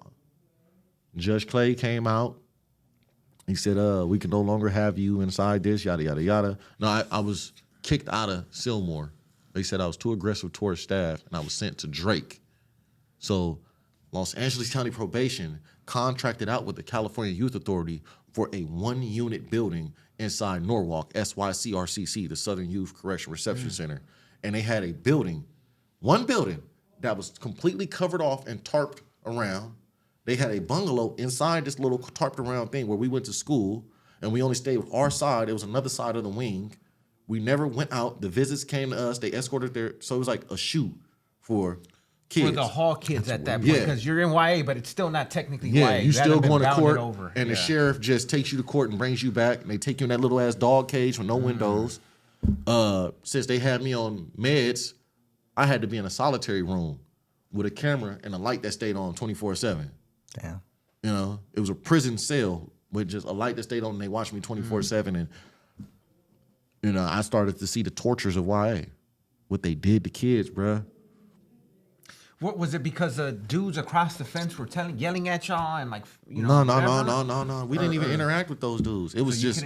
It's just you. You already knew. That's the top. You starting to like. I'm already going to court, and at the time we going to court, we got dudes that's like 14, 15. That got, you know, they shooting at the police already. So football numbers. Yeah, they. I'm going to court. I'm in a holding tank. And we in there squabbling. Like, we in there going editing that holding tank. You know, I done got passes before where I went in there, just been me, and it been about 15 Crips. And I just, we're going to wait till the punches start going. I don't know how this going to go. And it had been, you know, one dude from the other side that was like, hey, you know, we going to, because you ain't going to walk out of this alive. This dude's with more fire in their heart than you. 13, 14 years old having to deal with that shit. Huh? You know, from 14, 15, 16. You know? So you fought your case in camp that long? No, I was in Sylmore that long. From 14, 15, 16, at the age of 16, they transferred me over there to Drake in Norwalk. And then at 16... Still haven't been sentenced, though? Still fighting the case. Okay. So I'm going to adult court and juvenile court at the same time. And going to Monterey Park, Department of Children and Family Services court. Fuck, dude. You're just fucking So they just bumping me around everywhere and all that shit. And the sheriff's is getting tired of my ass, transporting and... Going to court, I was seeing dudes taking deals. I'm seeing dudes like, all right, this dude taking this deal. The homie over here, he doing this. All right, he got attempted murder. So you trying to add up in your head. So should I take a deal for this? All right, hey, what you got going on? You holler at the OGs in the county jail. Everybody want to be a fucking lawyer. Just doing math. Yeah, I'm trying to. Everybody want to be a fucking lawyer. Isn't it that the worst when you're fighting whatever the fuck you're fighting, and you hear the next man fighting something worse, and he's like, "Oh shit, he got 10, so I must get 5." Oh God! And it never works out that way. I'm finna go in. You know, and these are kids fighting for their life. That's the shit. I swear, that's how I would do some shit like that. Process. And then my mom, it was guy named Carlos Coronado that worked at Sylmore. Carlos Coronado and Ronald Rodriguez really was impactful. Because they wrote something to the courts. Because I was, you know, they started letting me clean. On your behalf? Yeah, they started letting me clean up. It was the supervisor, Carlos Coronado, that actually went and found my mom and got her number. He did something, some way, somehow. I was the only kid that didn't get visits. That sucked. You know, I never got a visit, and they had the visits in the day room. So I used to just sit there and look out the window and watch, or I'd get on the bed, and I didn't want to see it, so I just cover my head up and go to sleep during the whole visits. You know, so... It was just seeing that shit and going to court and then going to YA. And my mom started to finally come see me again. And then it was in time for me to take a deal. And I went in there and we were still having riots and all that. Mm-hmm. You know, it was you going through all that type of stuff. And at that time, the LA County Jail was rocking and rolling. So whatever happened in the LA County Jail, being that we was being tried as adults, word got passed back down, and we would go and rock and roll too. You know, because we want to be like. But why only YA, not the camps, right? The camps didn't really. No, we did that in Sylmore. Because Sylmore, we were tried as adults. So we got to ride the bus with the dudes that's in the county jail. Gotcha. So we heard word on the street. Oh, such and such on the green light. Oh, this, that, whoop, whoop, whoop, whoop. You know, different sex. Oh, we got the black light. They got the blue light, the red light. We got grown ass, hairy ass, fucking seasoned men. You know, then the big homies, some of them, they send word. They tell such and such keep his name out that court. Right, this is a fucking 14-year-old dude that is literally in fucking the same place as some fucking, 30-year-old cat, like, or 20s, or, like, even older maybe? Like, and they're hearing all kinds of shit. And you're telling these fucking youngsters and... And then, and the sheriffs ain't no joke. Bro, them sheriffs used to beat our ass. Sheriffs, I'm talking about, I done been thrown off the stairs, you know, and they open up the bus and y'all been back there talking loud, or dudes back there trying to fight, or you talk on the bus. Man, them sheriffs, wait till you get right there in them shackles. They'll put their foot on the shackle thing and push you forward so you can't catch your feet. So your chain tightens up. You just bow face first right there at the transportation depot. What's the first thing they tell you when you go upstate? They're like, these cops, there's fucking 2 cops that take you up there. They're notorious. They're known everywhere. Don't fucking talk, because these fools are serious about that shit. Like those 2 exact cops, anybody. I think there's only like 5. It's a 6-man team. They even tell you that. They're like, you think you'll get it, but any prison you come, it's gonna be us on this bus taking you anywhere. Beat your ass. Yeah. Like this is So I want to touch now. Okay, so when you take us to that day, the day that your trial when you got sentenced. So I was going into my sentence would later on, years down the line, be seen as cruel and unusual punishment. But for the crimes, I took a plea bargain. My lawyer came in there. He offered me at first. He said 10 years. I said, run that. I said, run it. Right. I'll take that because I'm looking YA. I'm already in YA. So that's juvenile life. Let's do it. Let's go. To this now, it wouldn't have worked for me. I'd have got out being a bad, bad boy because I'd have had that YA mentality. Mm-hmm. Fresh out of parole, locked up, swole, I'm tripping, I'm got tattoos. That's a recipe for a life sentence. Exactly. Yeah. So I told him, go in there and tell him that. So he goes in there, he talks to the DA, shh. He comes back out. I guess he noticed how excited I was. The DA? No, my public defender. Okay. Something about it. I guess he noticed, like, this dude's trying to jump on this shit. You know what I'm saying? Like, he really eager about it. He came back out and was like, yeah, DA changed his mind. He said, he's only going to offer you a deal of 17 years, 2 strikes. And if you don't take it, he'll take you to trial. He knows you're going to lose. You're going to get 50 to life. Fuck. Yeah. And I'm 16. I'm like, damn. Like, I ain't got nobody. Not even fucking knowing what 2 strikes was my fault. Yeah. How detrimental that can be. Yeah. Man, my mama back there, and they're like, man, go ask my mama. She's like, life? She looked at me, she's like, life. Forever. Shit, I'm looking at 17 years, like, that is life. Forever. And I'd already been down, so they sent me back down to Clay to explain to him what was going on, because they try to keep tabs. And I go off on the judge. I tell him, man, fuck you. You know what I'm saying? He's a piece of shit, you bitch-ass motherfucker. I told him, you just sent your kid to jail. You just sent your son to jail. You know what I'm saying? What's going to happen if something happened to me in there? You know what I'm saying? You just did that. This on your heart. You know what I'm saying? You's a bitch. Grab the chair, try to throw the chair. Sheriffs tackle me. I go on a hold and take, break all the windows. Hand bleeding. They take me back down there. I tell them, give me the deal. And take me back up to the Judge Lou or whoever the other dude was. I said, I'll take the deal. Took the deal. Didn't get no paperwork. They didn't give me no paperwork. Ended up going back to Silmore Juvenile Hall. They sent me back to the halls from YA. I wouldn't terrorize that shit. Yeah, it was like they sent me up to Z and locked me up with Harris. Harris wouldn't let me out. Harris said, you from YA. I know what comes with YA. You're not finna tear my fucking building up. I know you don't care no more. I know you don't care. So they locked me up in the back, where they had the camera rooms. They put me back there with Skippy's ass. You know what I'm saying? I was back there with them until transport came to take me back to YA. And then I went to Norwalk. I went to Mainline. They had me there. Didn't have no fights. Everything was cool.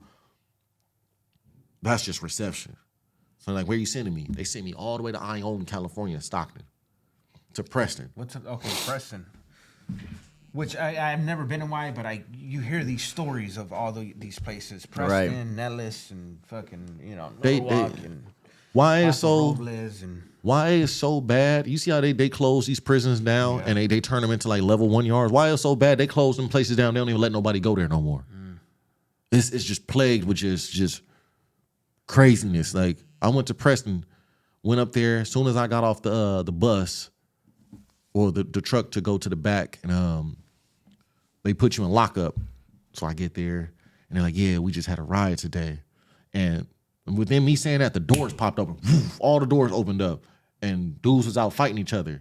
And I'm like, what the fuck is this? You didn't even get no word, nothing. You the don't know power what's went going out on? in the building because they was having power outages up there. The doors opened up and dudes just ran out fighting each other. And they got all officers trying to run to close the door because they got dudes I didn't know that there was such thing as a northerner. So you got the Northerners, you got the Bloods, you got the Crips, you got the Bay Areas, you got the Fresnos. Well, they weren't even allowed up there. You got all these organizations and young dudes. Like, these dudes is huge. Yeah, I'm talking about giant. And so I get there. They let me out of lockup. I go back in the cell. Hey, what you say? These ain't no fucking kids. What am I doing here? No, I'm talking about these dudes got 20s on the hang. 16, 17, 18. And they all the way up in, it's waste. They up in there pumping pig iron. They eating all that good food. They working. They got auto mechanic shops. They had all the trades that you could possibly think of there. But it's fight night all the time. So they called gang coordinators. This is how the mind stayed in there. Gang coordinators come, they pulled me over there. I'm like, what the fuck is this? Talk to no goddamn police. What the hell? Mm-hmm. They say, where you from? I'm like, I'm from Lutis Park. What is it? Paru. Okay. So we're going to tell you this. Paru's don't walk the line here.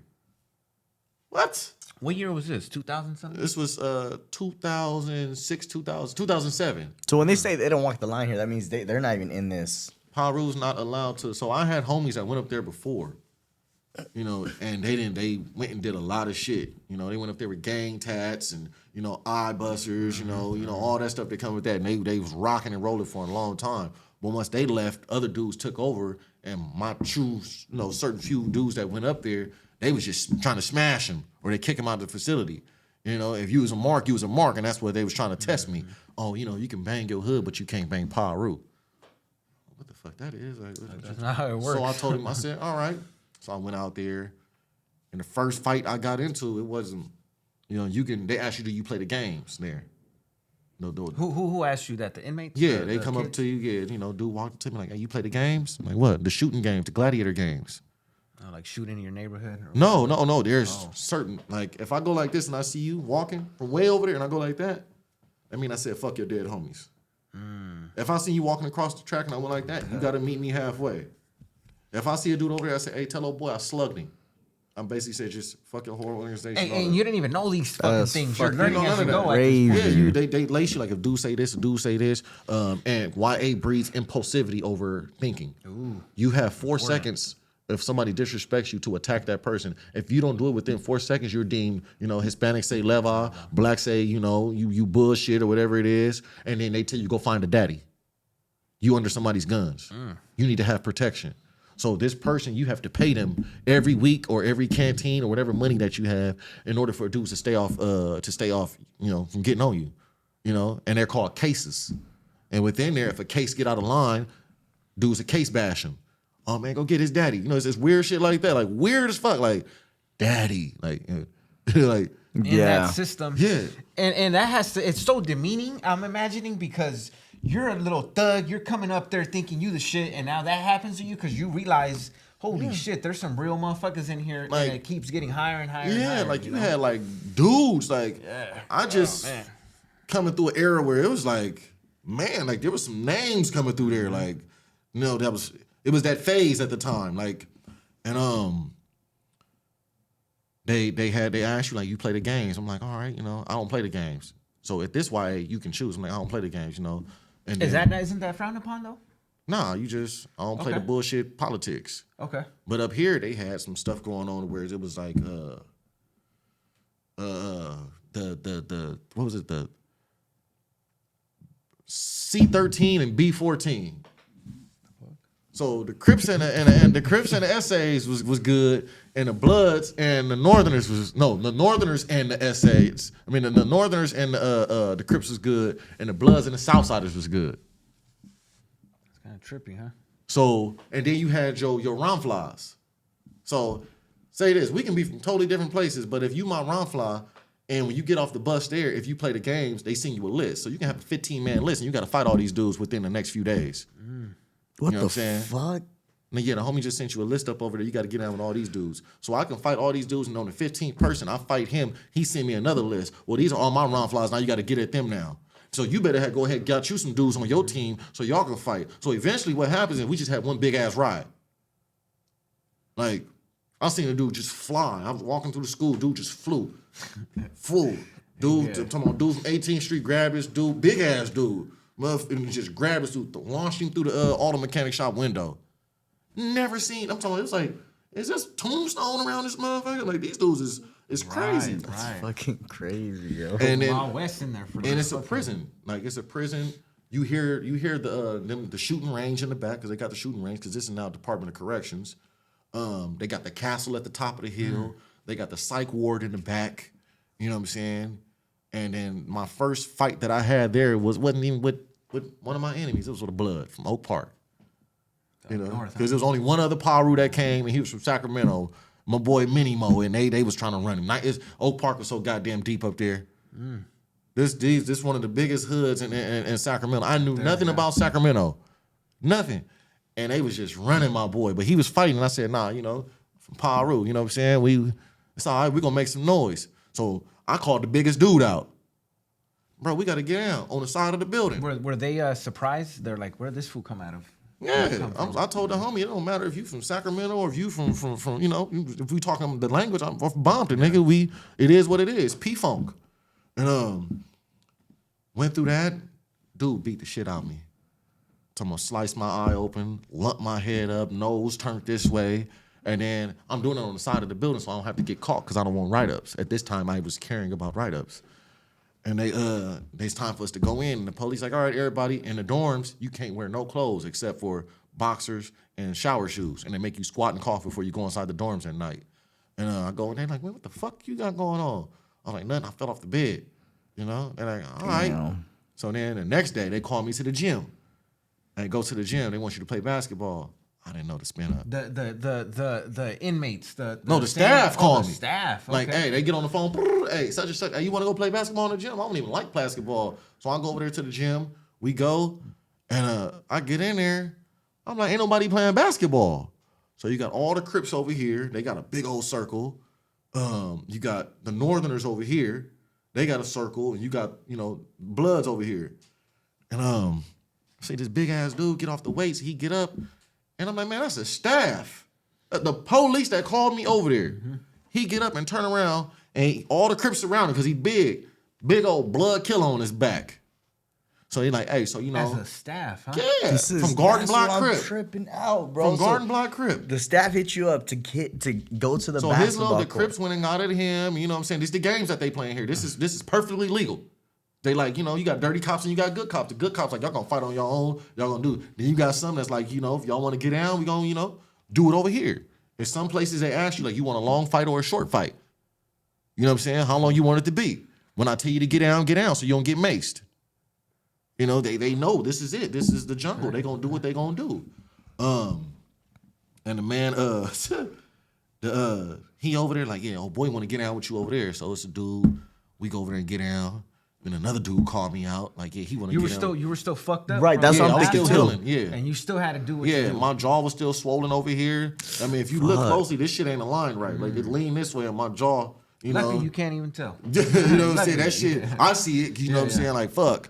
And we fighting, and it go on. Then the next fight go on. Then the next fight go on. And then the big dude that I got down with on the side of the building, his little homie was there. So I'm like, I'm pumped up. No, I'm pumped. I call him out. Like, man, tell dude that was popping all that shit the other day about getting down with the homie. We can get down now. Like, I want to fight. So this is like a whole fighting sesh going on. It's the gym. On the gym is in the airplane gym hangar right now. And it's all the weights in there. And dudes is fighting underneath the thing so the camera don't pick it up. And, it's a tournament. It sounds like a fucking tournament. The Northerners over there. You got two of them over here keeping lookout over here. You got a couple Crips over here. Dudes keeping lookout. Ain't such and such coming. And it's a battle royale. And the neighborhoods over here getting down with the gangsters. They do their little rumble. We dudes is, they clapping it up. You seeing you watching warriors being built. It's gladiator school. Gladiator school. Yeah, bro. that mindset is crazy. And I just kept getting into stuff. How's that? And the big dude, the dude that I fought, the biggest dude, and this was his younger homie, like all that. And I'm like, yeah, we finna fight.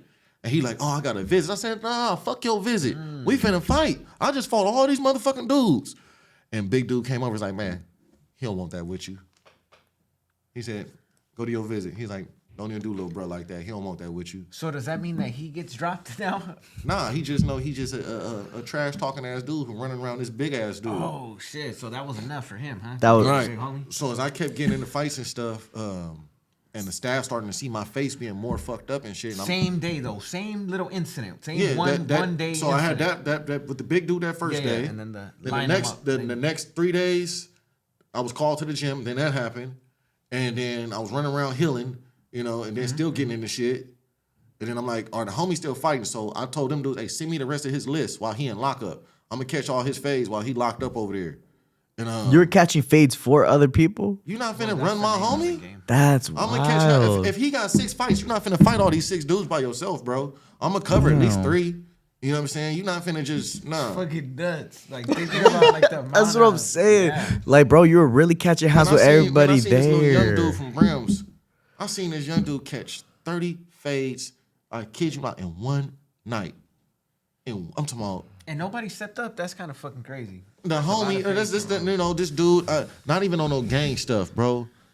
It was a dude there that was his friend, and that coward ass dude just let that young dude, this dude was 16, 17, this dude 14 years old, in there getting pummeled. I'm talking about the police, he moved to the cottage where all them dudes is at. They purposely put him over there because he was a little itty bitty dude. I was gonna say that it has to be something crazy for you to get ran like that, no?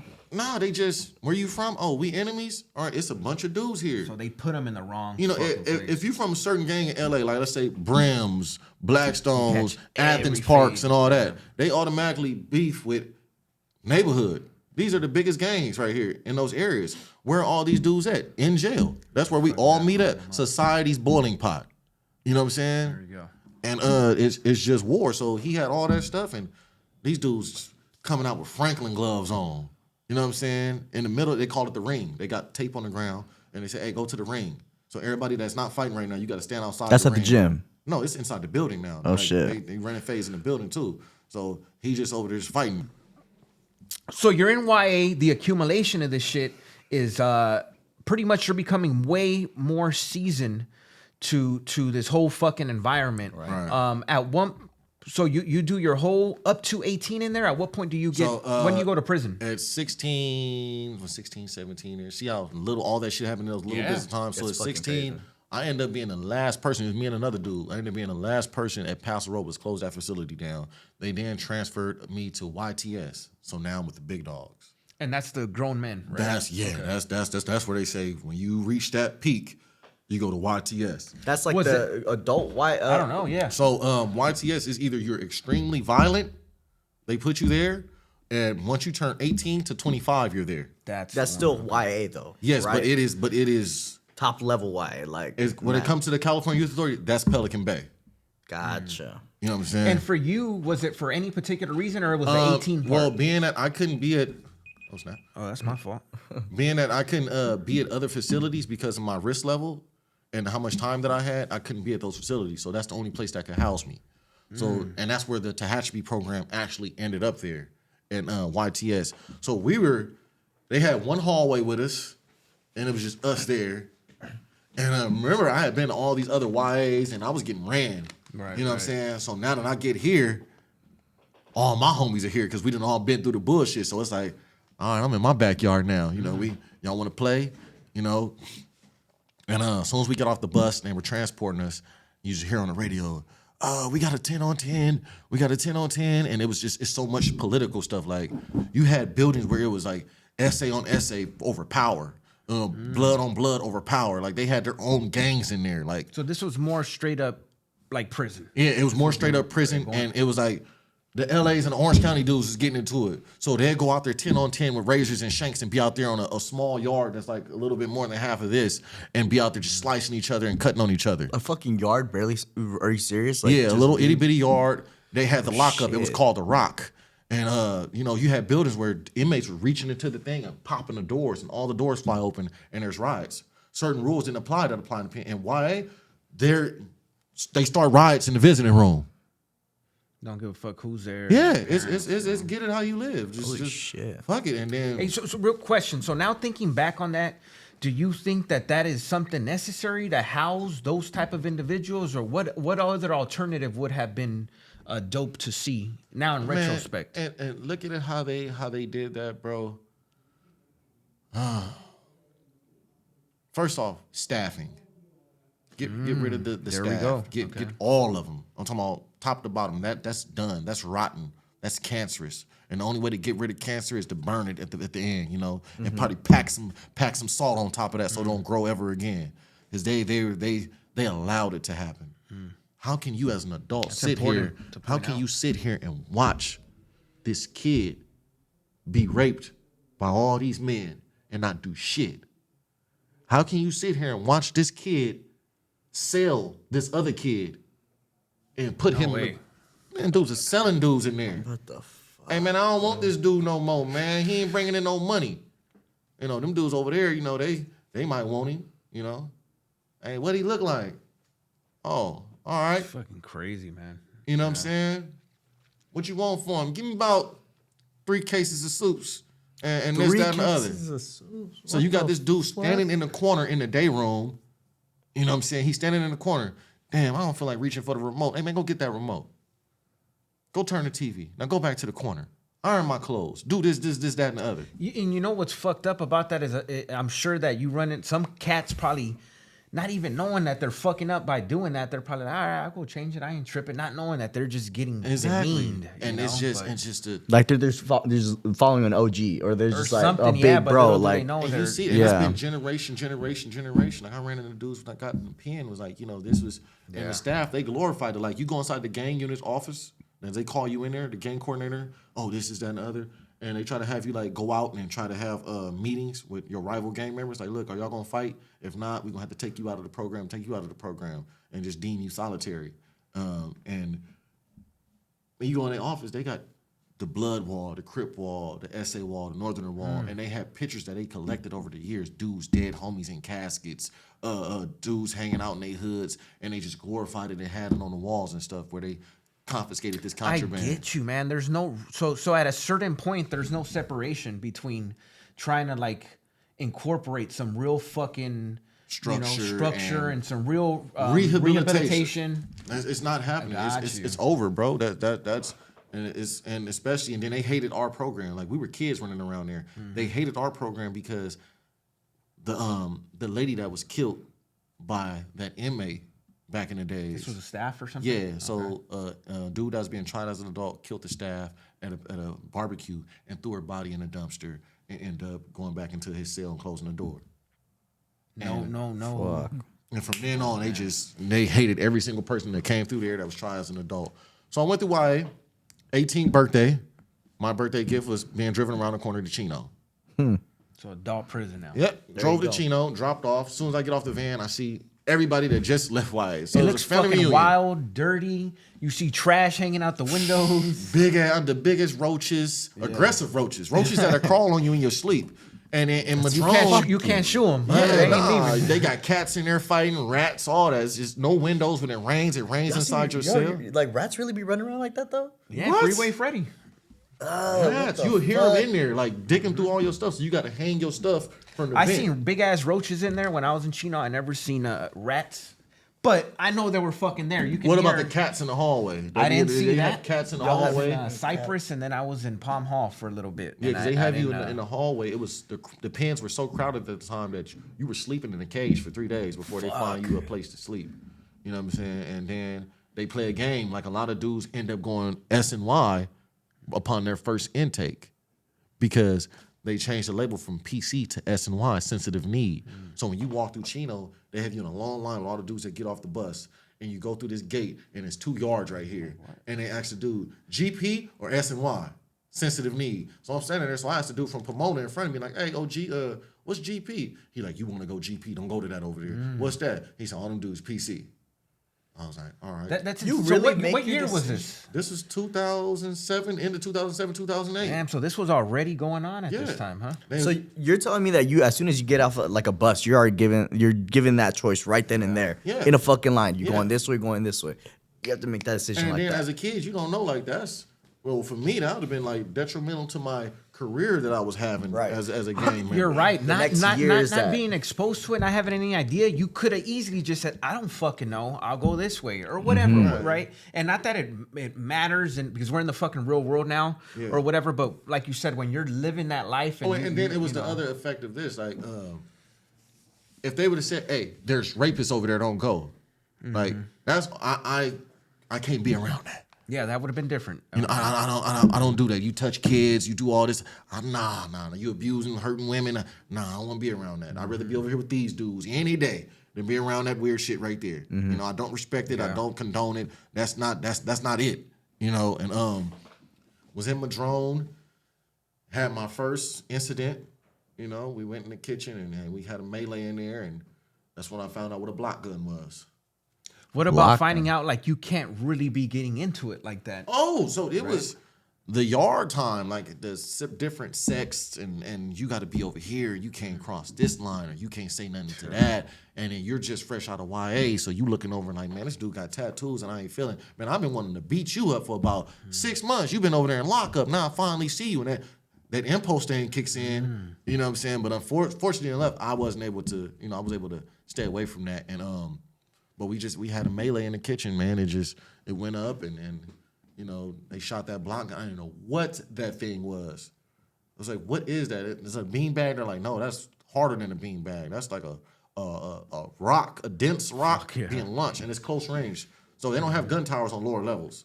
So they come to the kitchen, and there's a slot right there. I thought it was like a phone booth slot. But they open that slot, and they put the 44 launcher in there, non-lethal round, and they just start popping shots off at each one of those. And that shit ricochets and all that. What the fuck? They have a little slot. They just put that shit through. I've heard stories of dudes like fucking losing their eyes or something just off a ricochet. That's how hard that shit hits. So imagine getting hit full force with that. Fuck. And they had just started the program for juveniles. Like, all right, the juveniles being able to go to level 3s. I didn't fit the build, because all the stuff that I had accumulated in YA boosted my points up. So you were automatically a level 4? I was automatically level 4. How many points? It had to have been 100 and something with that YA shit. Yeah. It was way up there. 164. There you go. 164. You had to have what to be on the level 3? 54 or yeah. So damn. sometime soon. Yeah. So every year to 2 years you go to a committee to go for a transfer. But you had to be dropped down, 6 points? The max they could drop you is 6 points with the job, and it was 4 without a job. So I got 100 and some points, and I got to get down to 50, and I'm going to a level 4 prison yard. Oh shit! I'm that's never going to make it. That's the reason why they changed that whole thing. Like you're not letting these dudes win or try to be successful. And they put me up for Pelican Bay, but on the day of that I was supposed to go, you never know at the end of the transfer. On my paper it said Pelican Bay to Tehachapi. And then when I got on the bus, they stopped at Tehachapi, and that's my first time ever seeing an actual prison. And driving up there, like, mountains and shit. You know, when you look at it, it's like, damn, just concrete, steel, it's gloomy, just the look of the COs, nobody smiling. It's just like, you just, the dudes on the bus, you see these dudes, they got the tats, like this whole face is tatted. You know what I'm saying? And they're like strangers, because then it's people from fucking everywhere. Right, you're like, bro, I never seen these people like that. And the seriousness of it, like when they greet each other, like, ooh, you're like, damn, like, what the fuck? I got to New Delano and went there, and it was a test immediate. New Delano, 18, fresh out of YA. Yeah. Skinny, been busted since 14. Yeah, skinny man, dude. And I was scared. And they brought me in there, and the dude seen me like, oh, I seen that dude. My cellie that was going to be my cellie walked right past me. That's how the game starts.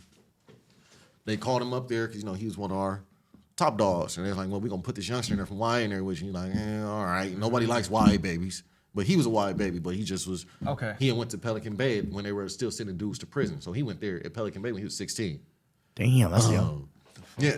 That's nuts. When they were just phasing out of the cigarette thing, So he walked past me. He's on the yard, like, hey, he tells me this later. Like, yeah, I told the homies to let you find your way home. So they open up the gate and they close it. You go in the building 4. And then I'm looking around. And I go the wrong way on the track. I go the opposite but you're supposed to go clockwise. And I walk around, I go past the whites, the Asians, Southsiders, you know, the Northerners, Bay Areas, get over there, didn't know these were the Bloods, walk past them, I go around the track, some dudes like, hey, you know, you lost? Follow the track, homie. You know, we don't go against the track, follow the track, fool. I'm like, all right. Mm-hmm. And I get over there and I walk up, like, you know, whoop, whoop, whoop, such and such, and yada, yada, yada. Like, all right, homies want to holler at you over there. Dude walked up to me. He's like, all right, you know, you look like a Crip. You know what I'm saying? Yeah. And they don't understand that you're coming from YA, and a lot of the times coming from YA, they're called crash dummies. Yeah. Because they're impulsive. Mm-hmm. So somebody even telling you to go the other way, most YA babies, I hear stories where they would have crashed out. Yeah, or off. Even him telling you that you would have just socked some fool. I can see that. Yeah. But that doesn't happen. You can't do that in right. prison. Mm-hmm. So it's a hard fucking transition. And I had just off the bus with one of my guys. Like, he stopped banging in R&R. Oh man. As soon as he left YA, and we got to New Delano in R&R, we in there, it's dudes in there. I'm meeting dudes, you know, I'm like, what's up, homie? Oh, I'm such and such, you know, I'm such and such. Like, where you going? Oh, I'm going back to court. Oh, what you going to court for? Attempted murder on the police. The fuck?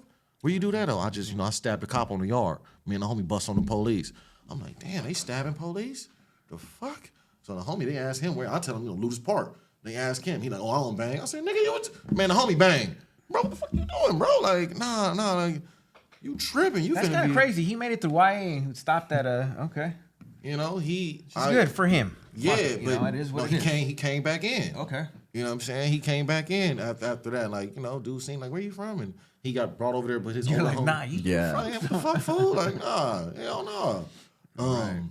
And so I ended up going in the cell with this dude now. Real quick, though, when you went back, when the guy came up to you, he said, you look like a Crip. Yeah. How do you know you look like a Crip, though? Like, how does someone identify like that? Were you wearing colors? Because he said, he was like, you know, the way that you carried yourself, or, you know, he was like, the way you walked, you know what I'm saying?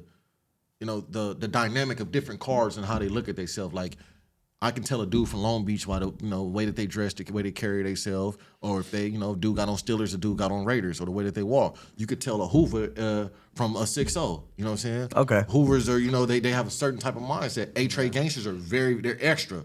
The only people that can match them is, the 40s and the 6'0s with the extraness of it. You can tell a bounty hunter because they got that grimy, like, look, and it's just... That's you the mind. Know just from you're reading. There, this is a psychological thing, bro. Like, you're studying people to survive. That's one of the most important fucking things you get from that place is you have, in order to even like make your time doable, you have to fucking read people and you become an expert at that, right? Really, And I went through that, and me and that dude ended up coming close after that. He was like one of my main dudes, and now I'm here. I'm in survival mode, and to this. At that day in my life, I didn't understand. I was still in an identity crisis. Still, I didn't know what a black man was. I didn't know how to shave. I didn't know how to, take care of my clothes. You know what I'm saying? I was wearing acne full on my face. No visits. You know what I'm saying? Once you leave YA and you go, it's like something happens. Like, it's like the universe sends something to a memo to your people and all your girlfriends. On that ride from you leaving from the county jail, YA, all that. Once you hit prison and that reception, it's like everybody in your life just start neglecting you. Like, oh, you're in prison now, so we don't even, like, everybody just poof. That's what happened for me. Yeah, same happened to me too. I feel like when you get to prison, people, or it's even you understand it, you're like, I am literally on my second part of this life journey. Right. Like you it's a whole nother journey because you get there and like I said, it's a whole fucking community there. It's people are living there. People grow old there. They die there, Right. Some of old age, some of violence, some of whatever. And you realize you become isolated. That's it. Like there's no one cares about you. You're in there with strangers. It's very rare that you run into people that you knew from the street at that point. County jail, I ran into teachers' sons that were in there. You said in the county? Yeah. Wild. That's crazy. For like random shit. And I'm in there fighting a case, whatever. But once you go up there, you're like, all that's gone. Like no one even knows. You're running in let's say you land somewhere and it's majority people from Orange County. And you've never been to Orange County in your life. So you got to think So then now you're trying to get to know who the fuck these people are and how they do like and how they act. It's definitely part of it. Okay, so you last how many years kind of like so here's the thing. I know from what we chopped it up about that you kind of Well, at what point in time did your mind start gearing up to not get out, but just kind of like you said, understand what a black man is, understand that there's a bigger fucking enemy here. In the cell with that dude, like he, with my homie Skimp from 2Ps, he's still in there right now. But if I didn't get the structure, New Delano was a shoot kick out yard from Pelican Bay. They sent all those dudes and kicked them out there, and there was a lot of structure there. Dudes that had been there in prison for a long time and studied stuff. He had did, I think, 10 years in the shoe, in the Pelican Bay shoe. Okay, so he was well-read. Exactly. So, and I just learned from him. Like, I was hard at first. Like, he was in there. He used to try to put me on the hot seat. I used to try to fight him. I tried to jump on him with a razor one time, all that. And he took me down, tied me up, and put me on a hot blanket. For dudes that been in the county jail back in the day in the modules, if you did all type of crazy stuff, you never tell an OG that you can't be tied up in the county jail. Because they're going to tie you up. You know what I'm saying? It's experience over age. Mm-hmm. And he taught me a lesson. That's when I learned that. And he was like, he tied me. He put the blankets all on me. I was hot as hell. I was mad. This is New Delano. It's 114 degrees outside, even though they got air conditioners. And he tied me up, had me there. He put his feet on top of me. And he's sitting on the toilet. He's chilling right there. He's got his clothes on, but he's just imagine like a Kung Fu sensei teaching his grasshopper. Right. And he said, when you're done, we'll talk. And he pat my head. Like, man, I'm going there. How long you in there for? Like, how long does he have you chilling there? I'm going crazy for like 20 minutes. Oh, shit. And he's teaching me something like, you calm down, we can talk. You're not going to get anywhere like this. Now, he could have beat me up, did all types of shit. I was going to say, and that's dope that he had the patience for it, bro. Yeah. Because a lot of people up there just don't have patience for it, but he was really trying to school you. Dude was a Buddhist and all that type of stuff, From there, like, I learned to take care of myself. I didn't sleep on the mattress for like 7 years in there to keep my spine aligned. You didn't? No, not on the mattress. So straight bare metal? Two blankets and a sheet, a pillow, just to keep the spine aligned. TV never came on before 11 o'clock. You read about Black history. You learned about who your people are. I started drawing. He taught me how to draw. He did all my tattoos. That's where I got all my ink at in the cell with him. And just the way that I carried myself, don't be so aggressive, keep your head up, do this, do that. Taught me how to wash my clothes. I didn't know any of that type of stuff. That's crazy. How to order a package, how to write lawyers. He introduced me to the legal beagles. That's where I met the longest political held prisoner in the state of California, probably in the USA. He's in California State Prison, Rochelle McGee. And that's where I went to him to learn the laws. Like, can you do some law work for me? I'll pay you, OG. He's like, nah, youngster, I won't do it for you. I'm gonna show you. And he told me, one of the biggest threat that we as men pose to those that have control over us is, the knowledge, your mind. They'll kill you for being too smart in here. Always remember that. I was like, damn, this OG just little old man with a cane. Mm-hmm. Then I went and looked up who he was. Whoa, this is George Jackson's people. You know what I'm saying? They broke out of a courthouse. This is one of the Soledad brothers or associate of it. Yeah, they're the dude. They're the reason why we got Title 15s and TVs and CD players and visits and stuff. They really did a lot of sacrifice, and I didn't know who he was, but he just dropped that gem on me, and I continued to just learn, but I was still trying to I still wanted the human things that everybody else had in there. Like, I didn't have no TV and stuff. I had a hand-me-down TV, a lot of hand-me-down clothes. Like, my first package, my boy Speedy from Podcast gave me my first package. And he told me, it's a level 4. They tell you all the gang shit is out the window. You know what I'm saying? You want to gangbang, the gangbangers are in the shoe. Correct. And he pulled me over because they knew my celly from 2Ps, and he was like, look, homie, it ain't like that up in here. You know what I'm saying? You in there with a good dude. You know what I'm saying? Here, fill out this package thing. We're going to send it over there. I'm like, all right. That's when I learned a little hustle. He's like, next time you order a package, fill out this for this, and I'm going to get this. Start hustling like this. Then I start drawing cards and, to try to get my hustle going. The next phase, I moved in there with my bro Carlos, from Bunny Hunters. And he didn't even want me in the cell with him. You know what I'm saying? My boy Ray B. And he was like, everybody knows this dude. Everybody knows a lot of people see him as like, oh, he is that guy. But when it comes to knowledge, when you get behind that door and you in the cell with your celly, knowledge and understanding and patience, I'm talking about I hated myself. Even though I was finding out what a black man was, I just weren't these black men. I can't possibly be like them. And being in there, he's just, ain't nobody gonna love you till you love yourself. Don't expect nobody to do nothing for you until you start doing something for yourself. You know what I'm saying? And then I started writing raps, writing poetry, teaching me like, here, talk to a woman. I didn't even know how to talk to a woman. You know what I'm saying? At all. That's crazy. Yeah, you're right. That wasn't even. Let alone, I wasn't even fucking like that. You weren't Excuse my thinking language. about that. I had sex about on a handful of times before I went in there. That's dope you say that. A lot of motherfuckers don't acknowledge that. Man, You're like, bro, you got life at 13, 14. Man, you gonna tell me you had sex before? Like, I ain't never lied about that, this, bro. I barely was having sex. I was too busy about the I'd rather have a gun than have a girl. Yeah. You know what I'm saying? And went in there and just learned from the brother. And then before he went home, he said, man, don't let him take you down. Stay focused. What did he mean by that? Who was he referring to? The entities. He big on energy. He big on having your soul right and having the will. And he told me that a man who's awake consciously doesn't need to worry about the consequences of a judge because his soul and his conscience will be the one that casts down punishment. Always remember what you do in here because you're gonna have to pay the consequence in your mind forever. And it was just. I started just thinking and reading and kept going and building. I wanted to get lawyers because they, the OGs start calling me the backdoor slave. Like, oh, you a backdoor slave, youngster? You on the plantation, you a backdoor slave. You ain't supposed to be here. They did you wrong. They railroaded you. They knew this long ago. They knew that for 5 robberies. They said you ain't supposed to have all that time, youngster. They end up giving me more time in gang enhancements than they did for the robbery. Of course. They gave me 12 years in gang enhancements and 5 years for the robberies. A year for each robbery, but the gang enhancement is what got it. Damn. And I ended up leaving Delano after a while.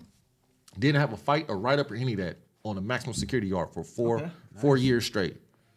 2008, 2009, 10, 11.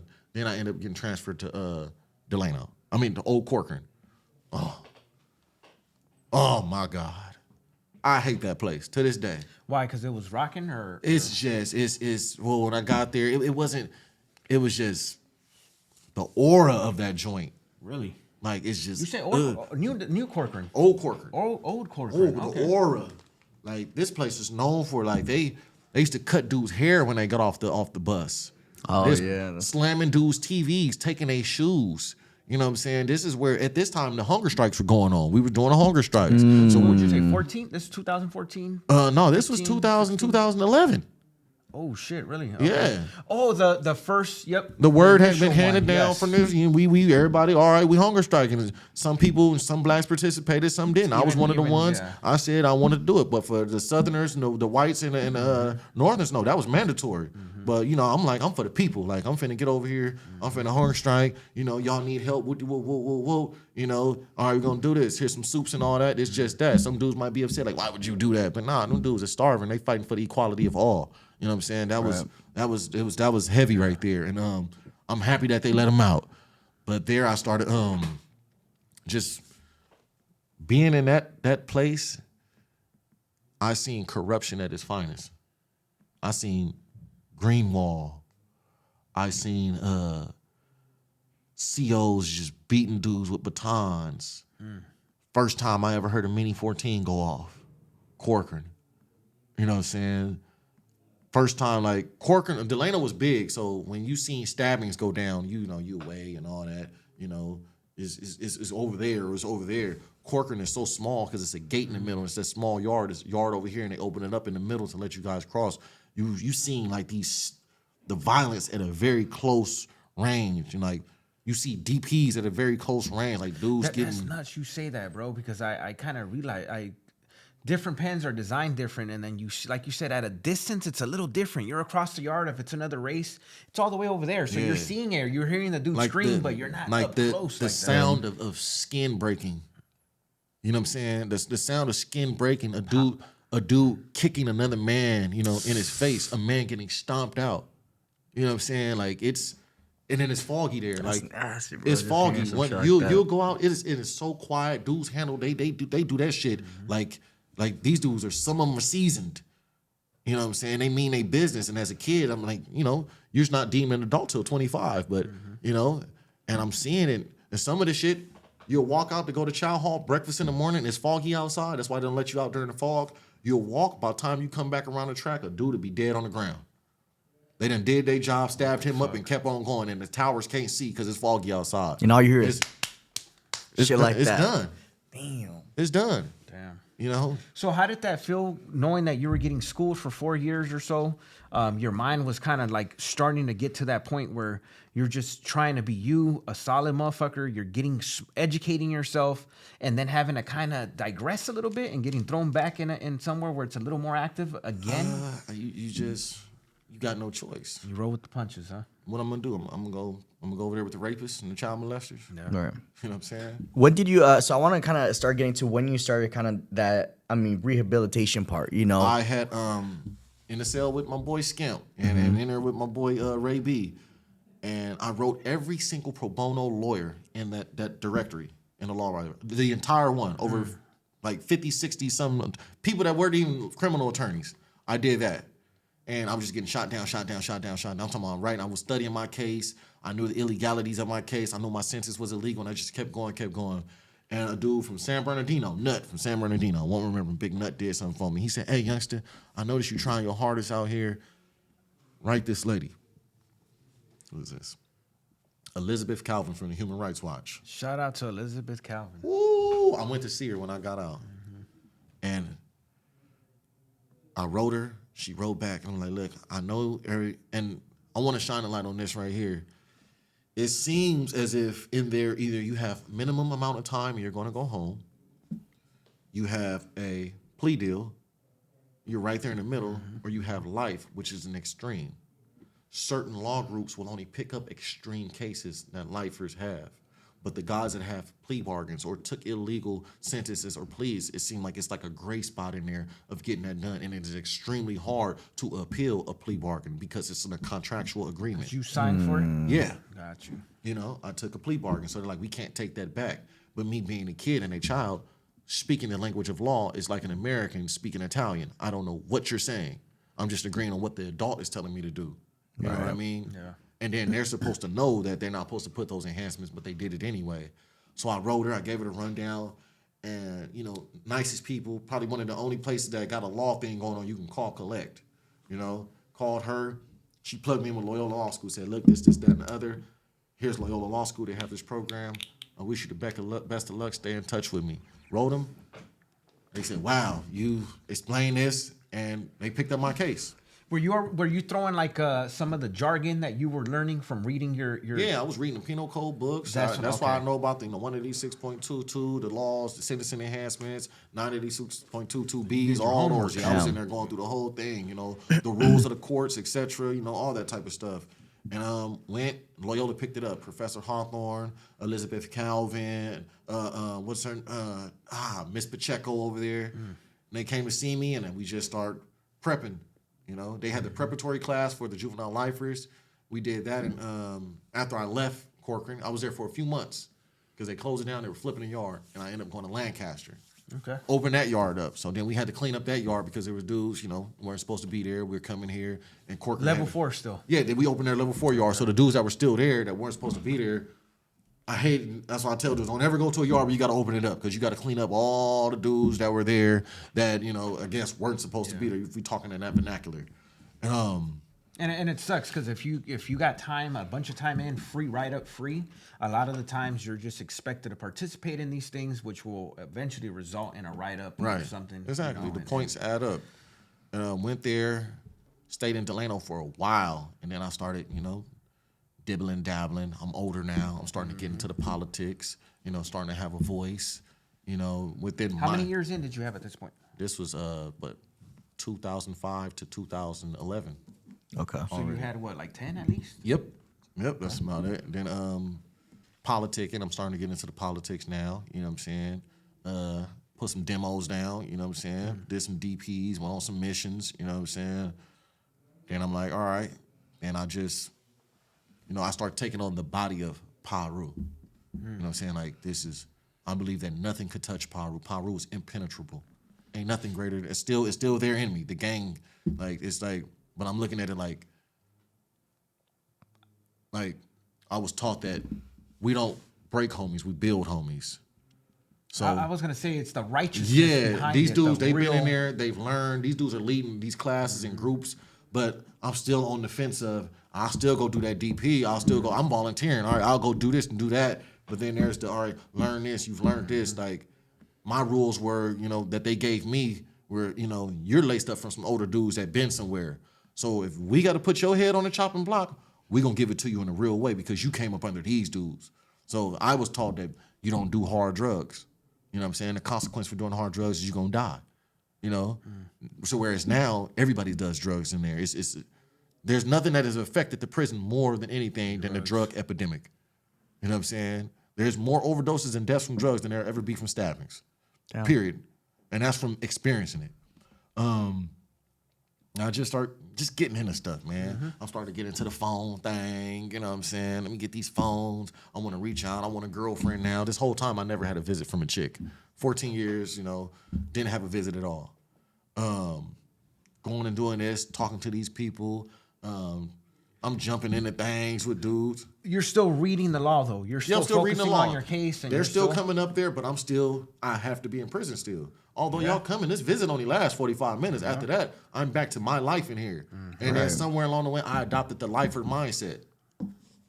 My brother Brian didn't know that I didn't have life. He was like, you didn't have life? I was like, nah. He's like, this fuck. Yeah, when Brian said, I assumed you had life. No. But when we chopped it up before the interview, I was like, oh shit, I didn't know that. I thought it. Yeah, I just, you take on that mindset. You ain't got to be like you ain't got to be in jail to be doing time. Yeah. So, but then again, you did 18 years total. That's some lifers get out on 18 years total. So you did, fucking crazy amount of time. But just start getting into shit, being a rebel rouser, having fights, all that type of stuff, politicking on dudes and all that, not caring, but caring at the same time. Got more back into the Islam thing. Okay. That's what really gave me a structure and more of an understanding. Got more into the knowledge of different cultures. The stuff that you eat, having some principle, watching yourself, like certain small stuff that people will take for granted, like sitting down when you take a piss. And like, why did you do that? I'm not sitting down to take no piss. What you mean? No, you don't want to stand up because when you pee, the water splatters and then you get everything in your cell covered with urine and that stuff backflashes on you. And if you're going to do a prayer, you don't want urine on you. You're impure.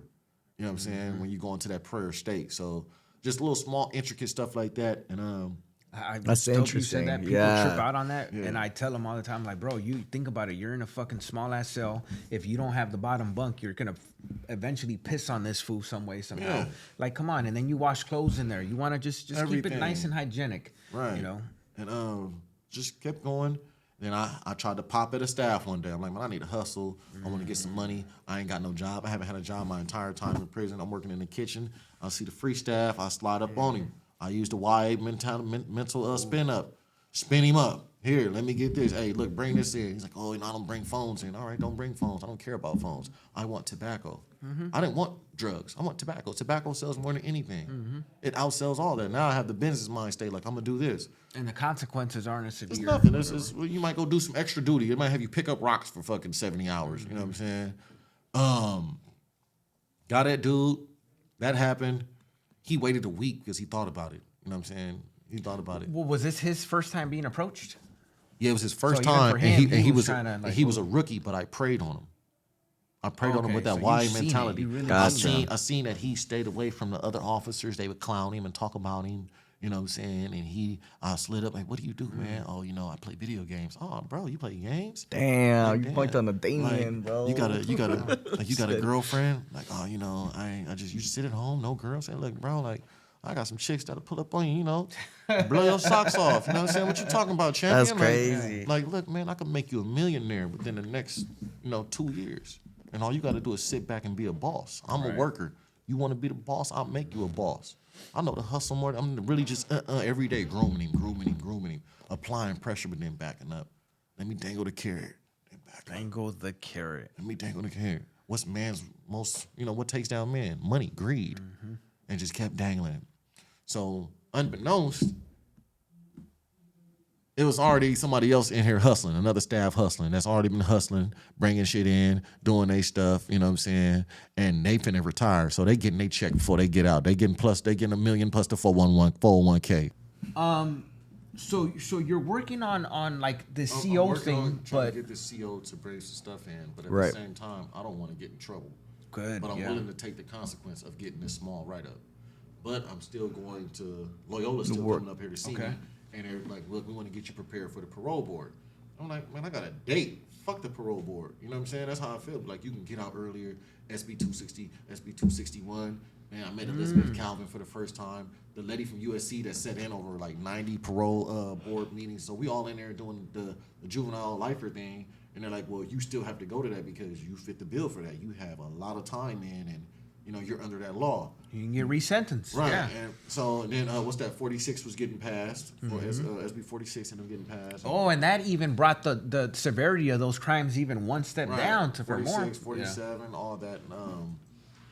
Went in there and had the meeting, and they prepared. We got a prep for the class, and I was like, all right. Oh, Mieko Faley, that was another one of my lawyers when I first. She was the law student that was on my case, and I learned a lot, but I always felt, and it's nothing against them or anybody else, but during the circumstances of your life and going through this, you start to feel like a social experiment.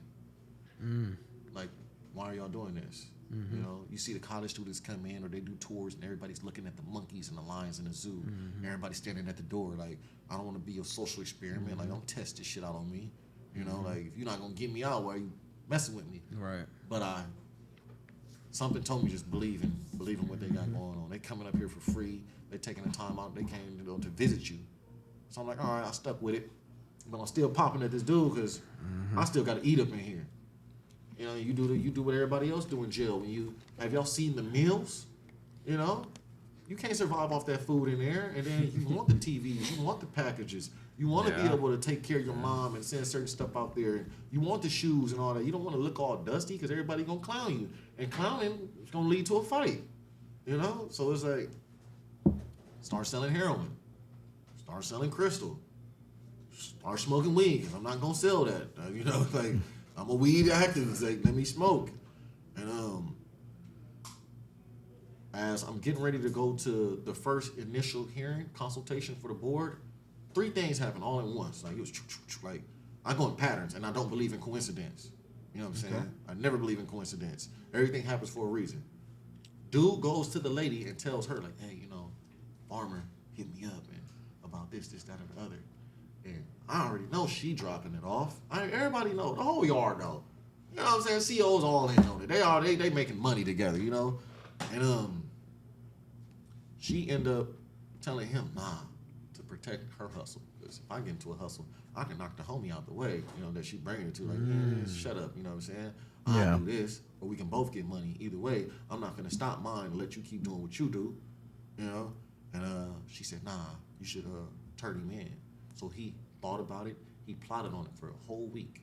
That's how I know he was going. If she would have said yeah, he would have went for it.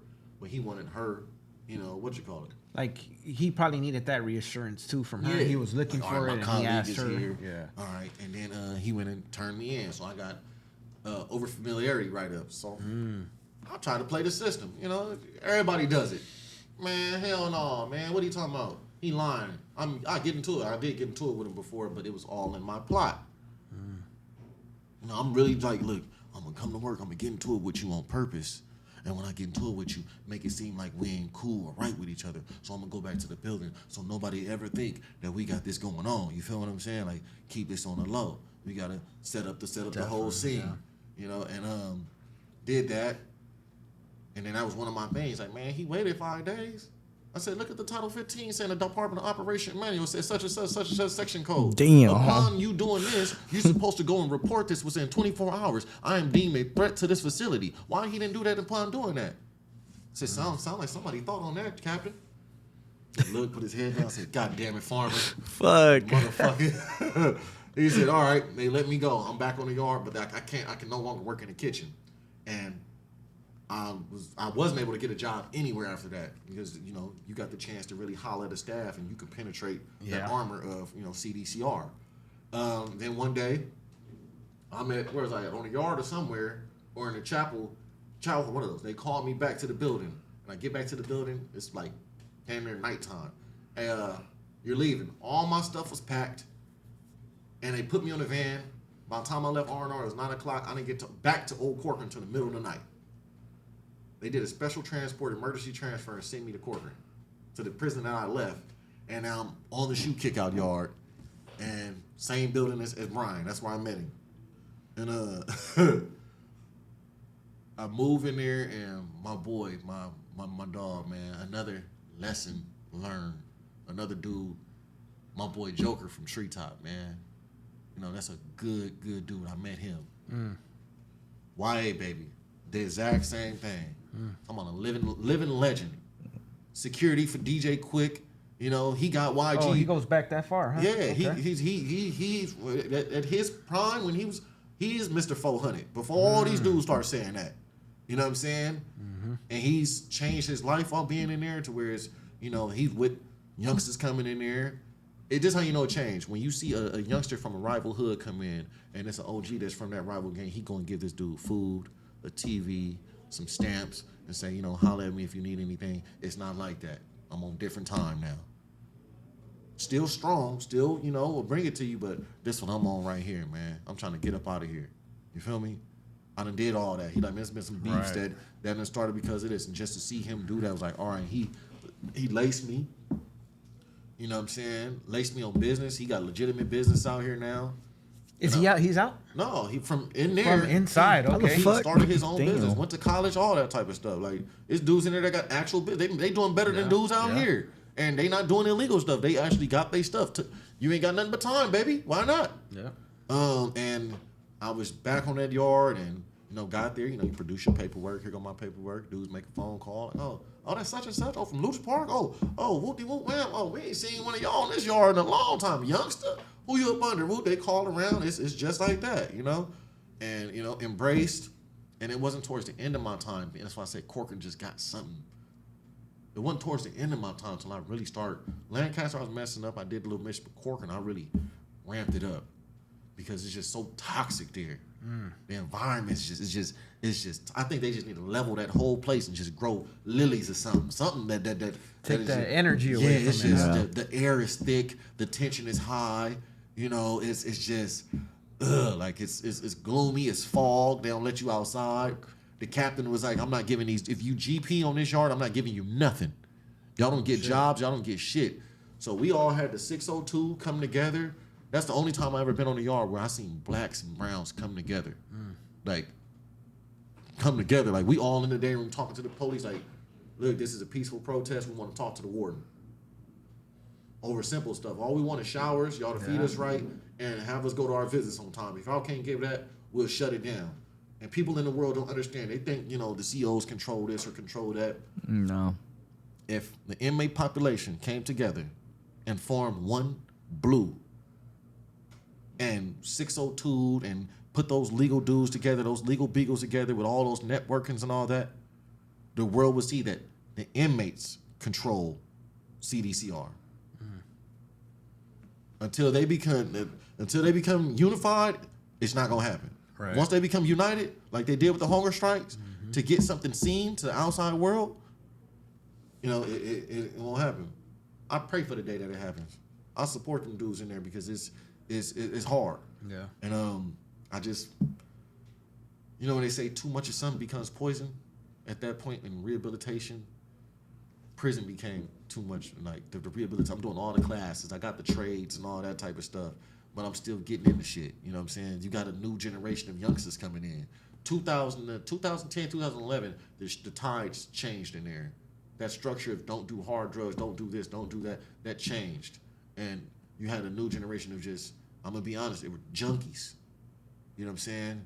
No structure. Right, dudes right. That, you know, dudes that to whereas before in prison, you kept your pants up on your butt, you wore your belt, you know, you kept your clothes clean, you ironed, you cleaned up your cell. You got dudes nowadays, it's nothing, you know, and everybody, you see dudes nodding off on the yard on heroin. You know, sniffing crystal right there in front of the police. Police don't care. Because they know that's where the control is at. The control can't be by force. No. It's through the drugs. It's through the psych meds. It's through the mental health and all that. And then I started going back to the hole just over and over. Every year, probably until I got out, I was in the hole. Or, you know, I had some type of temporary shoe thing going on or something like that. moving forward, we don't have to get into all the violent stuff. Yeah. You know what I'm saying? It was just one moment that happened, but I was in Corcoran, went to the hole. They were moving yards. We back to that and how I met Brian.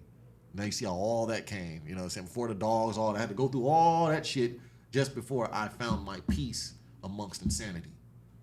And which is important, man. I right. like that, yeah. And they moved the yards, and I went back in the cell with my boy Joker, and he like, man, they gonna have a dog program. No, this is before then. I was in the building, and I had been moved in there, and I told him about the dog program. And I was like, I don't believe that shit. Like Brian said, dogs. Ain't nobody gonna do that. They gonna do it. Right. He might eat the dog over there. You know what I'm saying? Homie be tripping. Right. But it was like, all right, I signed up for it. Then I moved in there, and my homie was like, man, stay over here. It's cool. You want to go? You sure? And I told him, I ain't gonna stay in the cell with you because of what you got. I came in the cell with you because you're my homie and my friend. You done taught me a lot and helped me out a lot. So I went over there and I moved in there, and all the guys moving to the pod we have right there. There's lines saying dog program, and see this goddamn Brian again. Now Brian is like Bigfoot. It's some rare shit going on. You're white. You're a Southsider. You sing Tupac. Eminem, you dress like a cholo, got the pants up to the thing, hair slicked back with the palm cone, but you popping it. You can play basketball. Oh shit! What the fuck is going on? The boy can ball. He's a hybrid, bro. He's a hybrid. You're like, what is this? This dude is like, what the hell? So I'm like, all right. And then we put us in there. So you got to talk to everybody. Everybody's teamed up. So Positive Change has this curriculum where it's, in order to enter the program, you have to team up with the opposite race. To create unity, to create unity within the prison system. Gotcha. A lot of people don't know this, And they ask you a bunch of questions like, have you had this, that in the past, and all this. There's a lot of stuff that can get you kicked out of that program. But what makes this program unique amongst other dog programs in the prison system, there's another program that none of us to this day that participate in that Positive Change program, we can never get into that program. Positive Change is the only program that in the United States, probably the world, that has went to a maximum security prison and given guys dogs. The only time that has ever happened. When Brian mentioned it, that's the first thing I said. I was like, bro, that sounds unreal that they would allow that. You know what I mean? Right. Hell yeah. But I can imagine just having the presence of those fucking animals there, fucking man's best friend. How when he was mentioning like you could feel the ease, the tension ease up. I'm like, bro, I can imagine like that's something unheard of. You got little animals in there. Look what a dog can do here, brother. There's a dude went in there 30 years. He went to the parole board. 30 years. Been down since he was a kid as well. He was in that program, and he went to the parole board and they shot him down. Now the dog kennels were right here in R&R. Then you got to go to the back, and he came back to the yard. And before he can even get to the building, he sat down right next to the gate where the dogs was, and he just sat there. And I'm looking at him like, "What's up? What's going on, Dreamer?" He let me, I got shot down. They not letting me out. Right. And but he was smiling. He's like, I know I'm gonna die in here. I'm not gonna get out because he didn't even prepare when he went in there. He wasn't prepared. He just went in there with his yard boots on. And he was with that dog, and he said, I'm just chill with my baby. You know what I'm saying? You got to give people some type of hope of something. And maybe his hope was, I'm able to share love, and this is the only freedom that I'm going to get right here. And if I could train this dog with all the goodness that I have in me, and this dog goes out here to a family, that's a piece of me that gets to go to society when I could never go. Because we invest our souls in this. Right. You know what I'm saying? This ain't no business where, you can just shut down and say, I don't have to, do anything, or I can done robotic. Nah, these are living, breathing things. This is nature. Yeah. And he took that, and I was like, damn, but before the program even came, I met Brian, all the guys met each other. It's still a little tension because dudes ain't never, like, my partner at first that I had, close, huh? He ain't never, he said, I ain't never talked to blacks before. I'm from Oxnard. I'm out there. Like, I'm from Point Winini, whatever that is, or something out there. Like, we, they dress different. They old school cholo now, to where it's LA now. We, hip. You know what I'm saying? They got the old school vibe. Became close with this dude. You know, had the dogs in there. But before we even had that happen, I got hit with a crazy blow. So we're in the building. The dogs are supposed to come within the next 2 weeks. IGI runs to the building early in the morning. All 15, 20 staff come in there. They with them. They pull me out. Grab me by my ankles. Shh. I'm waiting for the dogs to come. I'm in the dog program. Pull me by my ankles. Shh. Pull me out. Lock me up. Put me in the shower. Search the cell looking for knives. Cuff me up. They go over there to another dude. We not even from the same place. They snatch him up. He's from Sacramento. One of my homeboys. Snatch him up. Pull him out the same way.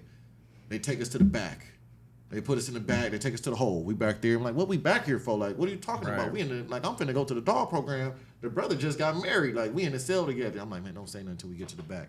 I tell you, hey, let's get our 114D. Give me my lockup order. Because you got to show it to the back when you get back there with the fellas. You know, like, all right, we ain't telling, and I want to know what I'm back here for. We get back there, like, yeah, we're trying to charge you guys with conspiracy to attempted murder on the police. What? Fuck. I said, man, the fuck you talking about? Conspiracy, attempted murder. So some jackass went and wrote a kite, a full page letter, put it in this how easy it is to get somebody kicked off a yard in there. Wrote a letter saying me and my homeboy was teaming up and we went to get him and we wanted him to go with us on a mission to go and stab the police because the police wasn't treating dudes right or some crazy shit. I'm like, man, get the fuck out of here. You know what I'm saying? Y'all on some BS. And put that same kite inside the mailbox and had it sent up to the warden. So we sitting back there, IGI come over there, they come back there for some reason they had tape over their names, they had the cameras and stuff, and I'm like, man, this some bullshit. I'm finna 602 this. Then they hit me with this. Well, if you let us know where we could find this, that, and the other, this where the games come in when you go to the shoot. If you let us know where, you know, we can get some phones and some drugs at, we'll let y'all back out there to the yard. I was like, man, how many people you done got that bullshit with? He said, oh, you'd be surprised. That's nuts, man. So then you think of the rate of dudes that are hooked on drugs, and when they go back there to the shoe, there's no drugs back there, and they're kicking, and ain't nothing like a person that's kicking dope. They do anything to get that next hit. Anything to get back, so huh? CDC has went and got Suboxone now. They offer that now? They give it to you. Dudes in there selling Suboxone like it's way. That's the new drugs. Just like they did with weed. The feds said, look, if y'all gonna be selling drugs, we better have in on it too. Now we get the tax y'all for it. So you kicking, right? All right. I got this Suboxone. Tell us what we want to know. You get this Suboxone. You ain't got to go back to the yard. See, that's some cold stuff. That is cold, That's fucking dirty, bro. That's the games that's played. So I'm like, nah, we ain't doing that. I tell the homie, come over to the cell. We in the cell. I write it up. Emergency 602. Internal affairs. I'm writing everybody. This. Y'all got me back here. This confidential informant, whoever this is bull crap. 602 it. The captain on the yard, black lady, Miss Bonita Weaver. She the one that gave us that dog program, took a chance on her, I swear. She came back there to the cell, said, I know you didn't do it. So I'm going to send you back to the yard. I want you to go to the dog program. Without no care of the staff that got you in there? Walk right in there. I know you didn't do that. Walked straight into the shoe, came back there to the cell, knocked, hey. And basically grabbed you guys out of there? Said, y'all coming back. Well, you had to go through the process to the committee. Oh, okay. So, I thought that's why I was like, so damn. they dropped it. I still had the 602. I ended up getting the write-up dropped. And I told them, I still got to go to the parole board. So for people out there that don't know, although you fight a 115 or a conspiracy is the easiest thing to have a person sit in a shoe. You can be sitting back there for 6 months to a year, just investigation serves, doing that. Not even being given a 115. You just stuck in solitary confinement, going through all that. And, they send me back out. We go back to the yard. The dogs come. Cool. I'm talking about Brian over there. Brian asked, he said, hey, Didontae, or he called me by my name, like, hey, Swift, Bucks. I ain't never had a dog before. I don't even know. You ain't never had a dog? Like, I ain't had a dog before, but I knew he had this little. Brian used to have a bird. He didn't tell you about the bird? Nah. That boy love that bird to death. I'm talking about that bird. In himself? Yeah, he built the house for it. The bird used to sit up on a little perch. You hear the little bird beep, beep, beep up in there. You know what I'm saying? Then it came time. He saved that bird's life. Like, that bird was finna die out there. And he raised that bird, loved that bird, fed it and all that. And he was so, like, how much he loved this animal. Mm-hmm. This came time for the bird to have to fly away. and he had let the bird go. He was like, oh, he was devastated. But it's like, you set that bird free. You saved his life. He ain't even, I was like, yeah. I say the same way you treat that bird, treat that dog, bro. But it's going to be way better. Yeah. You know what I'm saying? And he got that dog. Dudes in the program did what they did. That program saved that man from getting into a lot of shit. And it creates a unity, and you take away the politics. Like, do you understand the impact and understanding that the men in prison had before the COs had? Like, you have every card that you can possibly think of. High power all the way to the lowest dude on the food chain. Everybody's seeing these dogs and we're like, this is it. You have some haters. There's always going to be some weirdos, you know what I'm saying, that got something to say. But yeah, like you said, some motherfuckers say you're training the dogs to you doing this or you doing that, or why would you give the animals, or, all that type of stuff. Some dudes, they keep the day room dirty. Nah, we clean up more than y'all. Knock it off. Yeah. Bro, I can imagine. I would have loved to do time with the. That's like people don't understand how selfless dogs are. That's like your homie. That fucking dude is ready to, he's it doesn't your road judge dog. you like what they doesn't judge you. Doesn't nothing. judge you. It just knows who you just are. wants to see you. That's it. Just wants dog, to kick it with you. A shelter dog, a rescue dog, is the exact mirror of what a person in jail has to go through. You get locked up, you get put in chains. The dog goes and gets found out there in the streets. They get, basically found. What do? Put the thing on, put him in a cage. What do they do to dudes? You get locked up, put in a cage. Then you go to where? The shelter. You go through intake. What do they do that get locked up in county jail? Go through the intake process. All right, now you're going through the decompression process of being where you're at. Dudes, when they get through that 10-day cycle of going through orientation, you have the dog at the shelter going through orientation. Then we get to the process of socialization. You go out and see how I'm adding all this up. So I took the energies of being in prison and transferred those energies into the dog training mindset. Mm-hmm. So I look and I assess the dog and I watch him, all right, I bring him in the cell. We don't know each other. Because I told the guy, the founder of the program, I said, I want a pit bull. I want the worst of the worst. I want the worst of the worst because I'm going to show you that, we're gonna prove things wrong. That's right. So I like the symbolism behind that, Yeah. Bring the worst of the worst for the worst of the worst and watch what's going to happen. Mm-hmm. And sat in there with the dog, and I'm like, oh, man, don't touch the dog. Don't look at it. I go over there. She do a little growl. This blue pit. This is my baby right here. Before she was my baby. I was like, oh, you stay your ass over there then. I'm going to stay over here. It's just two of us in here. I ain't afraid of you, and you probably are afraid of me. But you ain't afraid of me at the same time. You'll buck back because there you can't go into flight because there's a door right there. So the only thing that could possibly happen is a fight. So I'm going to respect your space. You stay over there. When you get ready, you'll come. But this is what I'm going to do. Definitely. I'm going to put this water on my side. I'm going to put this food over here where I'm at by this desk. So when you leave that toilet, you come over here, you cross into my space to get something from me that you may need. Sustenance. Things that's going to keep you healthy and running. So now you see me as like, all right, he's cool. That's the bridge. That's the gap that we bridge. Yes. Just like in prison. You're not accepted really by a lot of dudes, until you eat with your brothers. That's the biggest thing is eating with each other, Big spread or something. Right, that shows camaraderie. Yeah. So I'm sharing food and water with this dog. I'm showing camaraderie, So we're doing that, and it's just, you see dudes just flourish. I'm talking about the most beautifulest thing in the world is concrete and steel, and this dog and this man on the black rose growing out of concrete and steel. They rising up. Mm-hmm. Dudes, they able to be heroes to their fathers. They rewriting their history. These men are getting out and becoming businessmen. Yeah. Right. So then once again, the dog program got snatched. It did. I was wondering about that. I had hoped that they left that thing in there, man. So it got snatched out of Corcoran particularly. Okay. Not because of the dog program, anything went wrong. It was that big war that went on during that time. I always wondered, did anybody get bitten? No. In our facility that we had, probably the most successful, structured, and nurturing program was the maximum security. I think, man, you could correlate that to the quality of individuals that are in there, Like you man. When it was time for business to be handled, you know what the dudes would do? They would say, don't do it in front of the kids. For real. Don't do it. Hey, I love it. Hey, brothers, we don't want to do, we know we got to do stuff out. This is still prison. But can we not do it in front of the animals? Can we don't. So dudes, all right, hey, we got to take the dogs in. Come on, we take the dogs in. We put them in there. you know. I love that. And then 10 minutes later, you hear the alarm going off. You know what I'm saying? Dudes having a bad day. They had a bad visit. You know, they go to the dogs. All the dogs fat because dudes want to feed the dogs. Right. They healthy. So you got 1,000 men, whether directly or indirectly, nurturing these dogs that were supposed to be put to sleep. The expandable ones, just like us. Is that the story behind the dogs? They were all supposed, like shelter dogs supposed to be dogs put to would sleep? have been put to sleep.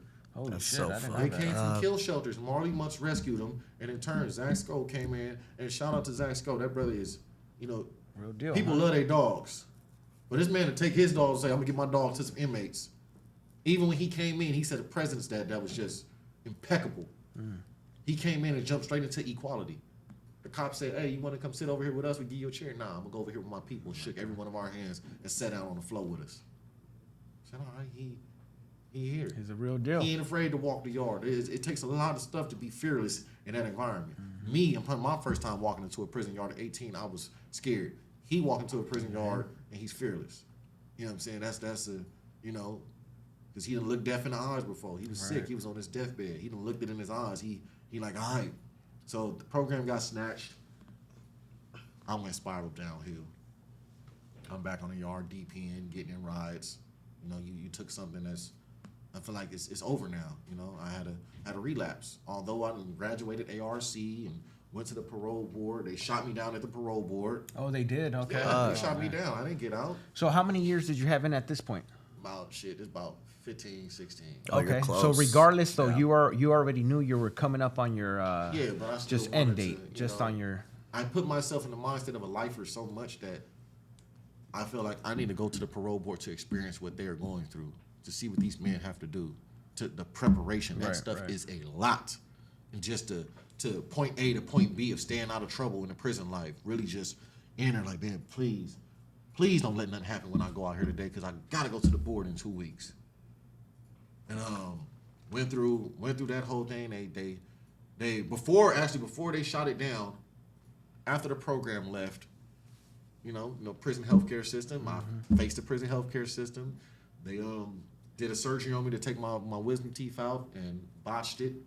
They did it right there in a cubicle inside the medical building. And Damn, for wisdom teeth. with a you're supposed to go to the whatchamacallit. Yeah. They did it on the yard in the cubicle. Dudes coming in there maced, and they got trash cans on top of the tables and stuff. I'm like, damn, this is dirty as hell. An hour and a half worth of stuff just to take one wisdom tooth out. Couldn't get it out. Left it in there. Sold my gums over the wisdom tooth. Fuck. Didn't give me any antibiotics. Gave me ibuprofen, 700 or 500, 700. Sent me back to the building. It got infected. Jaw swelled up. Next thing you know, I'm trying to go to CDC. They didn't want to see me there. I'm in the ICU for 6 days on my deathbed, finna die. Entire body infected. They said, if you'd have stayed in that cell, they said your throat was closed. You were having a hard time breathing. Sent me to the hospital, sent me back. Still don't want to give me health care. They see it. They're like, yeah, you fucked up. Lost all my weight. Skinny. My homie's like, just stay in the cell. But you still got that warrior side. Like, I can't look weak. I got to go. So I'm outside wheezing and coughing. And then I escort the homie back to the building. So I got two of my homies carrying my ass back to the building. Stay in the cell. So I'm in the cell. I'm not eating because I can't open my jaw up a lot. So I tell the cops, yo, I'm fed up. I need medical assistance. Please help me. I'm going to the cops. Never did this before. I'm begging these people, please help me. Like, I tell my homie, call my mama and them, tell them, like, if something happened, I didn't do nothing wrong. I'm sick. I'm down. Yeah, like, it's just for real. Like, I need medical in the midst fucking of this, attention. I refuse to go back into the cell. So I'm sitting at the table. And if anybody wants to contest to this, I will take a polygraph examination to prove the facts of this. You know what I'm saying? I'm really about that, because that's going to set something like, how much of this shit is really going on? We got to speak for them brothers in there, because I ain't the only one that went through this shit. And the cop said, you did that medical 602 like a snitch. Call me a snitch. Everybody knows the rules of prison. Somebody call you a snitch or a cop, you got to get off. You have to get off. So I'm cuffed up, but I tell him, I said, look here, this the sergeant. I said, look, man, I know I ain't no snitch. You know I ain't no snitch. So I yell out at everybody in the middle of me being sick. I got to get back into this gangster role when I'm weak. Everybody, he called me a snitch. But little do you know. That's crazy that you put that out there. You could have just kept it hushed and then just gone on with your day. And I laugh because I know where I'm at. Dudes know who I am. You know what I'm saying? This is a community. They know it. Yeah. And when I came, I produced my paperwork because those are the rules. So you do this type of stuff, you don't have to deal with this shit later because everybody done read your shit. You know, they can't throw smut on your name. But just that you doing this, all right. So I said, look, man, you going to catch me while I'm sick. I said, all right, take the cuffs off. Take the cuffs off. I said, don't let nobody else jump in. Me and you, man to man. And even while I'm sick, I'm going to still fight. You know what I'm saying? And the sergeant was like, man, Farmer, goddamn it, motherfucker. You fucking bitch, mother. He's just going big. And I'm like, damn, you mad because I want medical? I didn't 602 you. I'm allowed to write a grievance. Medical, yeah. And I'm allowed to do this. And they was like, he said, drag his ass to the cell. So they dragged me, and I'm like, look, man, I'm finna do a Colin Kaepernick. I'm taking a knee. I say that. I take a knee. They pick me up. They drag me some more. I take a knee. I said, look, man, I'm finna take it. He said, you take a knee again, I'm about to slam your ass. I'm 5 feet away from my cell. Brian's down there looking because we just had the graduation a little while before. Brian's still in his cell waiting to be transferred. James Estrada, who's a positive change graduate right now, who's out, that comes down there with us. We work together sometimes. He's Brian Selly. And we sitting there, and I tried to take a knee. I said, well, you can just gonna get this slamming in. I went down, picked me up, slam. They taking my legs, putting them to the front. And I'm like, man, if you're gonna kill me, kill me. I'm screaming, if you're gonna kill me, kill me. I'm ready to die. I don't want to be here. I'm tired of prison anyway. You know what I'm saying? And I'm on the floor. They fucking me up.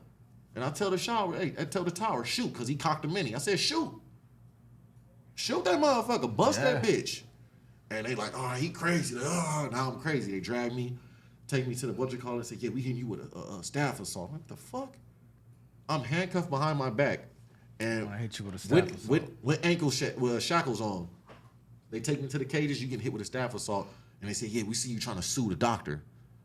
I ain't even got to the doctor what yet. The so fuck? They had talked to the doctors inside the medical unit with the staff that was there and found out that some certain stuff was going on. So they said, oh, he trying to do this. See how they all work together? And they're like, all right, well, we got to do this. So in order to prevent that, oh, he trying to do this. He threatened staff and assaulted the staff, doing all this type of stuff. So now you look like a bad guy. So being that officer slammed me and did what he did to save his ass, oh, we're going to pin him with a staff assault. So I'm in the cages. They call my, one of the dogs that got the yard. He like, what's up, young homie? I've been knowing this dude since I was a child. This was the dude I was telling you about from podcast. This was his cousin when I first entered prison. He's raised me. You guys just been in the system together that whole time? And he like, what's up, young homie? I'm like, I look at him and I'm crying. I'm speaking my language. I said, blood, I ain't do it. I said, I swear to God, if I would have did it, I would have did it. Because if we really looking at it, if you do something to a cop in there, you a made man. You know what I'm saying? If you that's you reached the top. You did something to the police. I was like, bro, you know I wouldn't have did it. That's a strike for me. That's a strike. You know what I'm saying? I didn't do it. I said, I swear. I said on Willie Brown, on Skip, I didn't do it. He said, I believe you. And at this moment, this where you men who care about other men, who care about other people's outcome, you have to make that decision in a time of your most worst conflicts. He said, what you want me to do? You want me to get the homies and we gonna make some noise on the police? Because I'll go send a word right now. Damn, that's fucking nuts. Yeah. Right. And I look down. I look back up at him. I said, nah, I'm going to ride this one out, champ. Y'all got too much going on. Mm-hmm. You got a wife. He got kids. The homie got this. They going to the parole board. I got to be selfless at this moment. Mm-hmm. I can't be selfish, because the truth won't come out in the end. They booked me, wrapped me up, and sent me to the back. Went to the shoot. Got the staff assault. I fought it. I beat it. You know how hard it is to beat a staff assault in prison at Corcoran? The warden came back there and was like, yeah, I know you didn't. He's like, where the pictures at? They ain't even read your Miranda rights. So this officer went and said, so they dropped it in prison. This officer said that, he said I broke his leg in 7 different places, head-butted him, and fractured his hand while in handcuffs. Fuck. What the fuck? Did he actually have those injuries? Yeah, injuries though? Did he have those medical records? Exactly. And he said after I broke his leg, fractured his knee in 7 different places, he walked off the yard, out of the prison, got in his car, and drove home. Right. Without getting medical help. Bruh. So I beat it at the prison level, but I didn't know. I ended up going back down to the county jail for the juvenile resentencing where they found out that it was cruel and unusual punishment for my sentence. They didn't let me out. I was tired of being in LA County Jail. It was horrible in there because it was right at the time that I got there. The day before Nipsey got killed. That shit was wild. And I was in high power.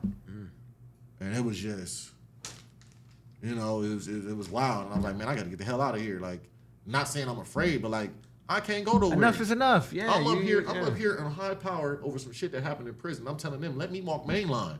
They like, nah, you touching on staff and you came out of the shoot. And I was like, fuck. So sent me back. I told the judge I'm done. To this day, that case is still going on.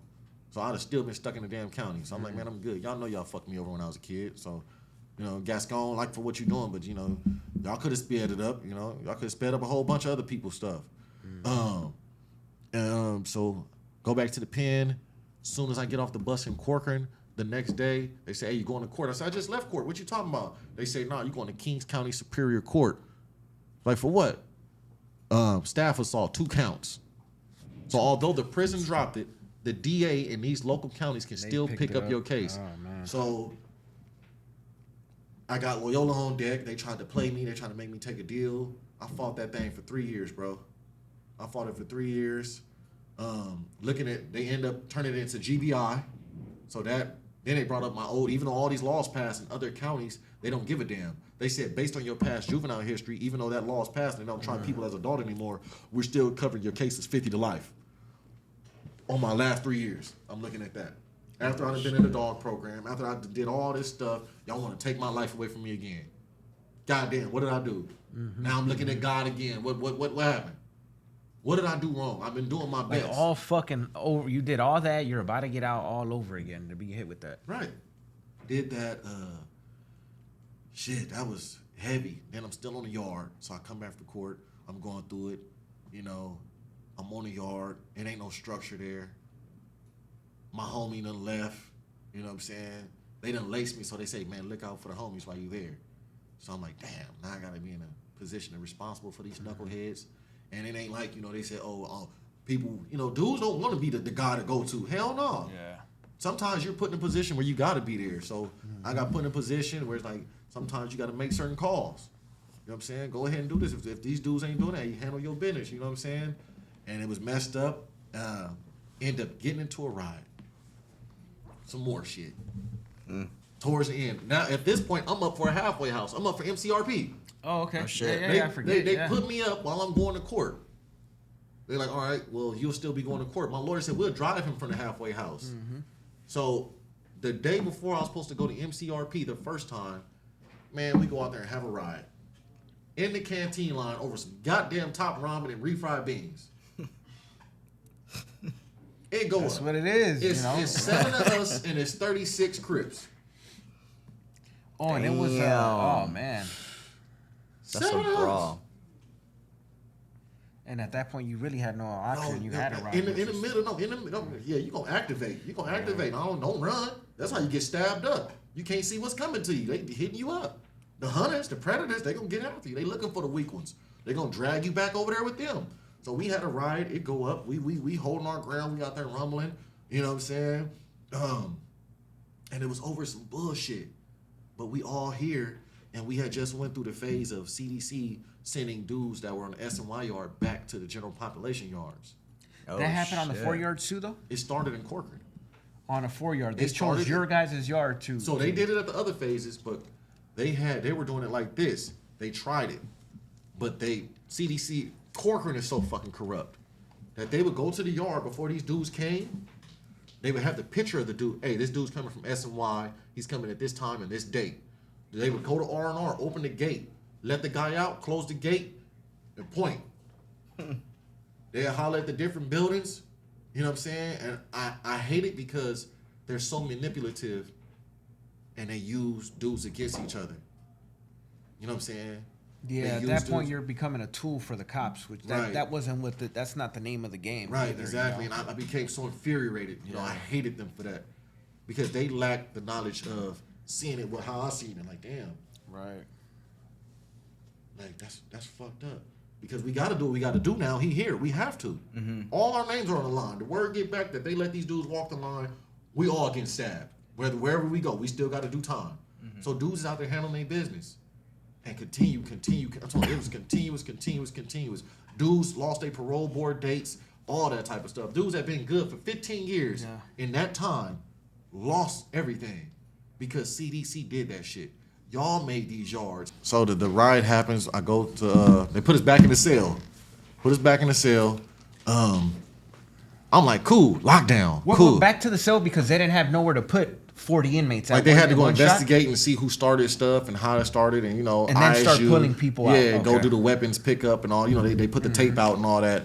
So I'm in the cell. Like I said, I got certain responsibilities within my card now, and so and then I'm the youngest dude that's with all this. Oh, really? Okay. Yeah. So they like we want the Speaker of the Bloods to come out and the Speaker of the Crips and all that. But in the middle of this riot, the craziest thing happened. So how everybody has this big, the gang this, the gang that, the this, that, and the other.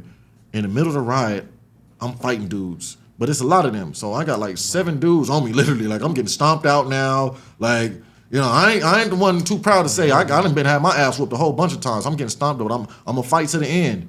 And they threw the percussion grenade. And you hear it, bling, bling. And I'm like this on my hands and knees. And it, poof, right on my chest and all that. So I can't hear. And it takes away your ability to inhale. So you going like that a lot. And they stomping me out. I feel the feet in my face, just poof. After a while, your adrenaline is pumping. You don't feel it, but you can feel like that. Like it's there, but it's... You feel the damage happening, huh? It's the instant doof, but it's not the instant swelling up of the body because your adrenaline is pumping. And I feel a dude like, get up. And it's the big dog for the Crips.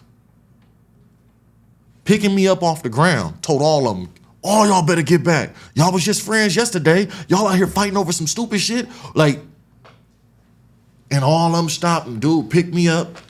He's like, get up, soldier, fight.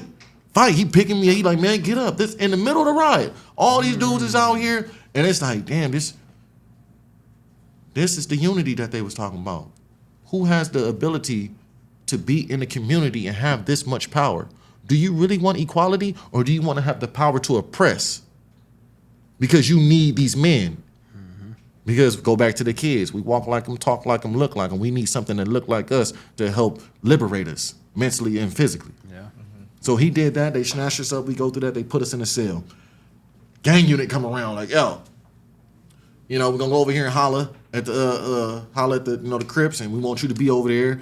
And I'm like, all right, I can't talk to the police and dudes like that, so y'all need to pop me out, have one of my homies come so I can talk to y'all. The rules. Can't talk to the police by yourself. So they take us over there. We cuffed up. I'm telling the homie, if I don't come back, they send me to the hole. It's going again. So going over there. Now, might I say, I'm like close to the house still, and I'm going through this. Get in there. They sitting down, and it's, this goes to show like how Brian, being, white from a Southerner gang, the riot kicked off because a Hispanic Crip, got off on one of my homies. So I go in there, he already on the chopping block. They already got this, biased belief. Like, hey, did the homie start this? The police gone. They locked us in there. The police gone. It's, me and the big homie, and it's them and they 2 big dogs. And it's like, and I keep it real. I say, look, he did what he's supposed to do as a man. I ain't worried about him being a Crip and none of that type of stuff. He did what he was supposed to do. If I was in that situation, I'd have got off on his ass too. And I know he's forced to do more than the average dude because he's not a black from a black gang. So it's already, I gotta prove myself. You know what I'm saying? They look like, just like, big dog, you saved me out there on the battlefield. You know what I'm saying? We get up, we shake it off, We came off lockdown. I went over there to OG cell. What's up, big bro? You know what I'm saying? Gave him a hug and all that type of stuff. Fucking crazy though, right? Final blow comes right here. Then I finally get out of prison. Once again, and always some shit that comes from your own homies. Mm-hmm. It comes from you get some beef. It's really majority not your homies. I mean, not dudes outside your car. So this just happened. What's the saying? It's the people closest to you. Right. Most of the time, that's all. And it's like anybody that been in prison, weird shit starts happening when you get close to the house. All the weird dudes want to test you. You trying to mind your business. It be the most weirdest. You like, man, why me? You know what I'm saying? Like you be in the mirror looking at yourself like just be a sucker for the day to get through the day. You know what I'm saying? And it just keep coming. And man, I'm right there. And my homeboy, he drunk, he big dog status. Mm-hmm. He drunk, looked up to this dude. I used to go collect for him on the yard. You know what I'm saying? Look, pay me this. You ain't got to leave your cell. I'm going to go press. Hey, man, the homie need that money.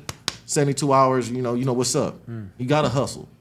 So he over there, he wilding. I'm talking to the Crip dude and all this. He upset, he mad. Oh, you over here with the Crips. You doing this, you doing that, yada, yada, yada, yada. I'm like, bro, what the hell? You was just talking to him. You was just drinking with him. You know what I'm saying? And he getting crazy with me. He's like, man, you know who I am. I can get your ass touched. In front of everybody? Yeah, and yelling on the tier. I can get you touched. I can make this happen to you. I can do this. You know who I am. Yada, yada, yada, yada, yada. He drunk though, so I'm looking at him. And I'm getting upset. Then he called me a bitch. You know what I'm saying? So right I'm looking at him and I'm like, all right. But I'm still thinking, although I'm upset. And I tell him, I say, you drunk right now. When you not drunk, I'm gonna come holler at you. Because I don't want to do nothing to you right now. And then afterwards, you say, I took advantage of you because you was being a drunk OG. Nah, we ain't going to do that. I know how the politics go. Yeah, that would have had my head. So I waited till he wasn't drunk. Police knew what was happening. They let me in the building. I got like 7 dudes behind me. One of them jumped in when it happened. All the 6 of them stayed sitting on their ass and didn't do nothing. Oh, you guys were still fresh off that fucking riot. Fresh off the riot. So still my nose, my eyes still swollen here. I got blood on my scalp. You know what I'm saying? Ribs all fucked up. I got lumps on my head. And here you go with this weird shit. You know I'm trying to go home. Was he part of it too? Man, hell no. He was in the building. You know what I'm saying? So he's saying all this. And I'm like, bro, we was just out here in battle, bro. You wasn't even doing nothing. You was up in the cell chilling. And he say what he say, so I come in there, I got my, you got the gloves on. When the police see them gloves, they know what it is. I got the gloves on, I step in, the dudes come in, they make a line right there. I walk to the homie, hey, let's go to the cell and handle that. He like, youngster, and grab me. All right, so we go into the building. I'm like, let's go to the cell and get down. He like, he drunk again. He like, youngster. Now, he got one of his. How the fuck's he getting that much drink? That's crazy. Oh man, moonshine is. At the height of the pandemic, you can buy a bottle of white lightning. They weren't searching the cells like that? Don't nobody want to come in there. Just remember, level 4. A lot of police are scared to go in the cells. Yeah, and I guess COVID. And COVID, okay. Yeah, they was like, nah. So we went in there. We did the. I'm like, let's go to the cell. He like, nah, come here. And he tried to grab me. I don't know if he trying to grab me to, fight or what. So I 2-piece him. Pam. He go down. Before you even go to the cell? Man, you touch me. What you touching me for? I don't know if you going. I know you a gunner. You carry pistols. You got knives. Right. So I 2-piece him. He go down. Cold? Huh? Cold? Yeah, he out. But he's starting to, then his comrade come over and try to jump in. Now this in the middle of day room. And then my homie, the only one that got up out of all these dudes over here, 7 dudes, he get up. Oldest dude, get up. He started doing their thing. So after the incident, you homeboy ends up getting drunk twice. You're underneath the stairs at this point. No, we ain't even underneath the stairs. I walked straight up to him, belt right past, walked up. Let's go over here and do this. Let's go to the cell. Get down over that stuff the other night. He know what's up. I got the gloves on. You know what this mean, fool. I got my yard boots on. Hair wrapped up. We finna get it. So he like, come here. He grabbed me, and I'm like, oh no. So I 2-piece him. I don't know what you doing. You might try to stab me or something. This is prison. So I 2-piece him. He go down. His comrade try to jump in. His little minion try to jump in. My homie jump in from Lime Hood. They over there squabbling. The tower see it. Stop. I'm over here. He's starting to get up. He like moving around, waking up and all that. He getting up. The tower shoot. They trying to hit, the guy that was trying to help me. They end up hitting the other dude in the hand with the block gun, popping his bone out his hand.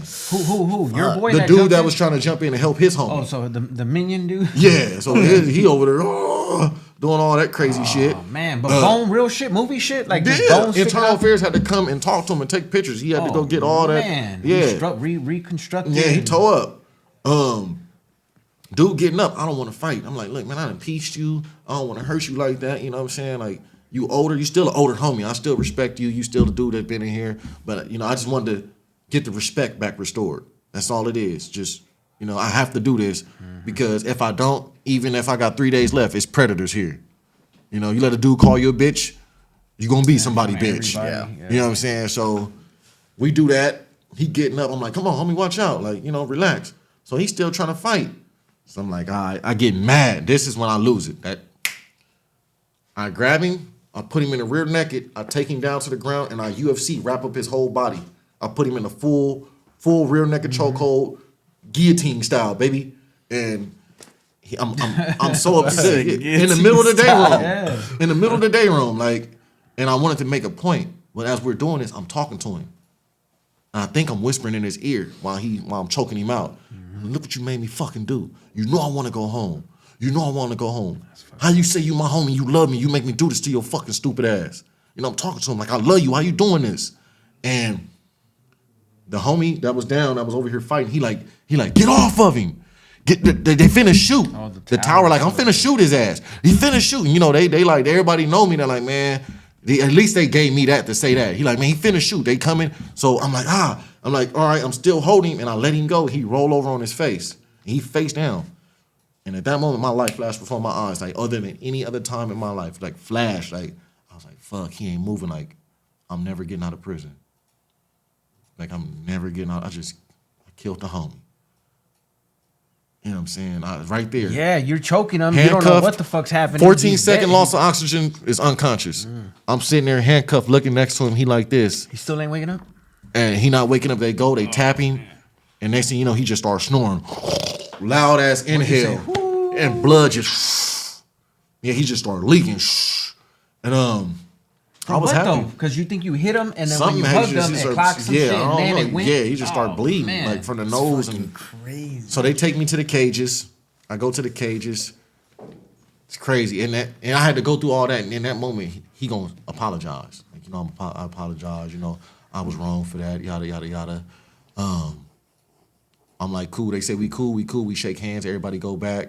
They put us in the cages, and, you know, he apologized. Like, you know, young homie, I apologize. I was wrong for what I did. I'm like, bro, this fucking moment is like too late. You know, so I go back to the building. You know, my homie Hot Rod from Blackstones, he next door to me. He like, man, I knew you was gonna go over there and do that shit. He said, you told me last night you wasn't gonna do nothing, but he said, knowing you, like, I knew you wasn't gonna let that slide. You couldn't let that slide. He's like, I would have did the same thing. And the next day I went to go work in the kitchen, and I'm in the kitchen, and the sergeant knock on the door like, hey, Farmer, they want you in the program office. I'm like, program office? Tell them what they want. I'm at work right now. Right. Like, man, they want you in the program office. So I walk outside. He like, psst, they finna lock you up. You know, they finna send you to the back. They locking you up. I'm like, for what? I get in there, man. They send me back to lockup. They're like, yeah, you got 7 confidential informants.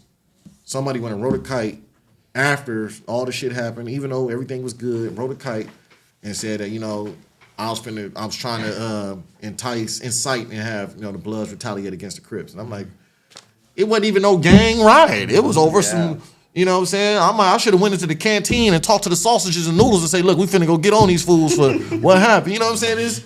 Not everything has to do with gang stuff. You know what I mean? So I went back there. Due to the confidential information that was dropped, I was no longer allowed to be on Corcoran Yard. They sent me to New Folsom. Instead of sending me to another 270, they raised me up and sent me to a higher level. Now I'm on a 180 again. And I ain't been on that since 2011. So I'm going back. Go there, I get off, make a long story short of the prison experience and that part. As soon as I get there, it was like the structure was different. You know what I'm saying? Dudes are still, you know, that was still, but the structure was different. I was able to finally relax, get my mind right. You know, like, damn, it's like you've been moving your entire life. Like in the foster homes or group homes, you don't never get to relax and just take the time to do you and get to know yourself because you stay moving. Like, you never decompress. And went up there and the warden, assistant warden was like, man, you got all this type of stuff going on. I went down to I was still fighting that 50 to life case. Waited all the way. I got stuck in COVID in the SHU for like a year and a half because they weren't doing transfer. So I was stuck in the SHU the whole time fighting the case on a video screen going to court. After that was done, they sent me back to Folsom. He said, look, I'm finna kick you out to MCRP. I signed the paper. MCRP, did you know what that was? That was basically home? Yeah, I knew what it was. Okay. I was trying to get to the halfway house. So they had me, you know, take a deal. 2 years halftime. I was like, I know I didn't do it, but I got to count my blessings. Assault with staff. Yeah. Oh, man. Went from 50 to life down to that. And so concurrent, basically? Yeah. So the time that I did in the halfway house, I had to calculate it and plot in my head, like, all right, I'll do this. I'm going to the halfway house anyway. So I did that extra year with MCRP. So I got out, went there. They put me in Long Beach. Upon that, there There wasn't no jobs for me in the training world. Petco wouldn't hire me. Other places wouldn't hire me. I don't want to go work. They want people to work in a rubber factory or, work straight in Toyota and all that type of stuff. And the only thing they had is PV jobs at that place. PV jobs, what's that, the thing with dads? Dads. Oh, friends outside, dad's back. Yeah, dad's back. They was doing all that type of stuff. And I'm like, I'm a dog trainer. This is ain't really nothing for us. Ain't nobody like here the dog training. This is a trade, So I hollered at Leah Marquez and Master Trainer, the actual people that trained me in there to be a dog trainer. I got certified, and I Pity the Bull, my boy John Flores and Zach Sco, he still stayed on it. And they sent me over there to LA Canines with Colleen Shekloff. She's the GOAT. Like she I've heard about it from like I'm telling you, skill above the roof. Instinct above the roof. Like she, little white lady about this big. Going there with the craziest mastiff, pit bull, whatever you think. Come out of there walking that thing like it's a newborn baby with a popsicle in his mouth. Is that right? You know what I'm saying? Man. And she got it when she left from working with Caesar. You know what I'm saying? Just to give a little bit of how Caesar, the dog dude that was Caesar Milan. Oh man. Every trainer that taught us in there came from working with Caesar. When she left Caesar, her alone as one person, she had to train 10 people to replace her as an individual. That's how much of the shit she is. And I left MCRP.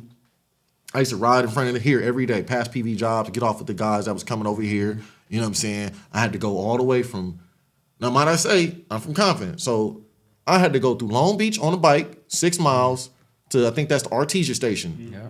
Luders Park, riding through Southside, what's that, Boulevard Mafia, all those, get on the Artesia train, ride to downtown LA, the Pico station, get off, transfer, and then ride all the way to Culver City every day for about 6 months in MCRP on a bike, ankle monitor and all that, just to show like I'm dedicated. Yeah. Then getting released from there, I went to a house over there on Somerset over there, like lightweight in the jungles right there. So I was in that halfway house, but I wasn't really feeling it because like it was too many dudes in one house and it was just overlapping over each other, and it wasn't like a home field. You know what I'm saying? And one of the big things that I see dudes highlight when they go into those places, not everybody came from the same place as you. Right. So everybody has a different get down, and right. some weird shit may go down, and you're like, bro, that's not supposed to go down like that. And then you might have a roommate who's doing a bunch of stupid shit and you doing the right shit, and he's like, you at work, you come back, your stuff tossed up, and they want to talk to you, drug test and all that.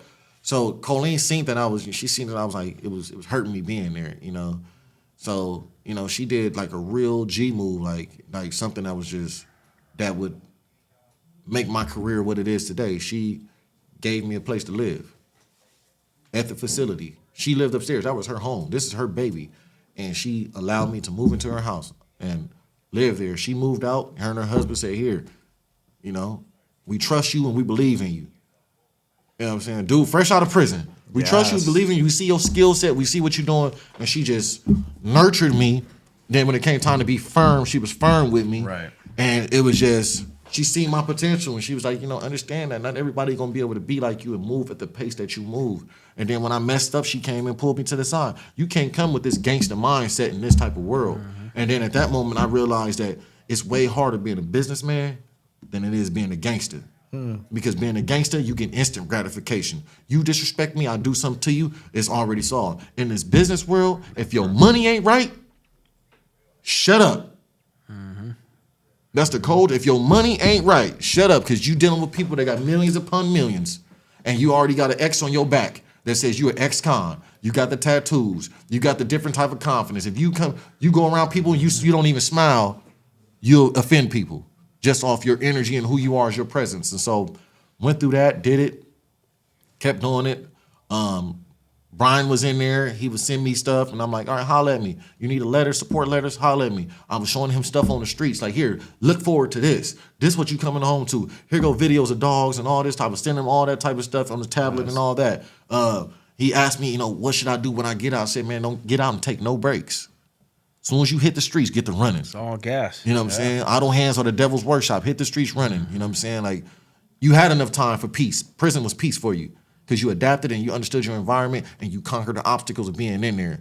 Your mind became your freedom. Now I'm prepared for being out here. So to this day, as of yesterday, we got Dude just got released 2 weeks ago. Positive Change graduate dog program. He working at LA Canines.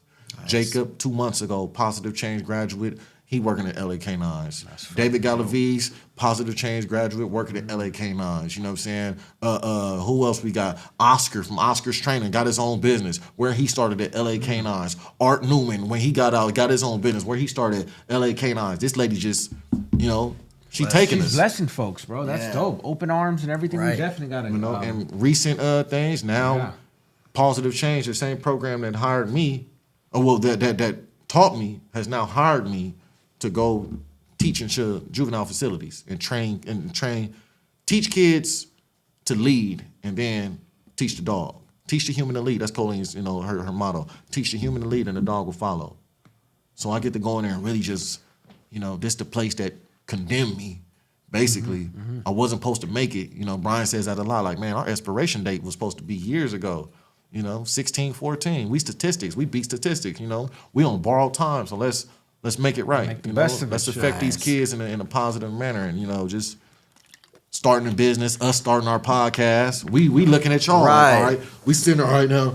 We taking notes from all y'all. Okay, so they got that going on. All right, you know what I'm saying? But it's all love, you know what I'm saying? Yeah. Like, we ain't, you know, dudes get out here and they get their egos in the way. Like, man, no, we spreading the web, you know what I'm saying? So if we spread a web and then one of our youngest is flying out there in the world, they fall, they got something to bounce back on for support. You know, like, learn from my mistakes. Don't be like me, be better than me. Right. You know what I'm saying? That's all that it is. We did enough damage, and now we got to make it right. You know, that's shit. Until the next 10 years, y'all finna turn into this multiverse ginormous podcast. And the next 10 years, y'all gonna see me. I'm gonna be gray hair, and hopefully my success rate goes up, and I get to, you know, shine some more light. What's your goal after? Is it to eventually own your own training center or something like that? Shit, as of a couple of days ago, you know, my goal is to save as many kids, people as I can.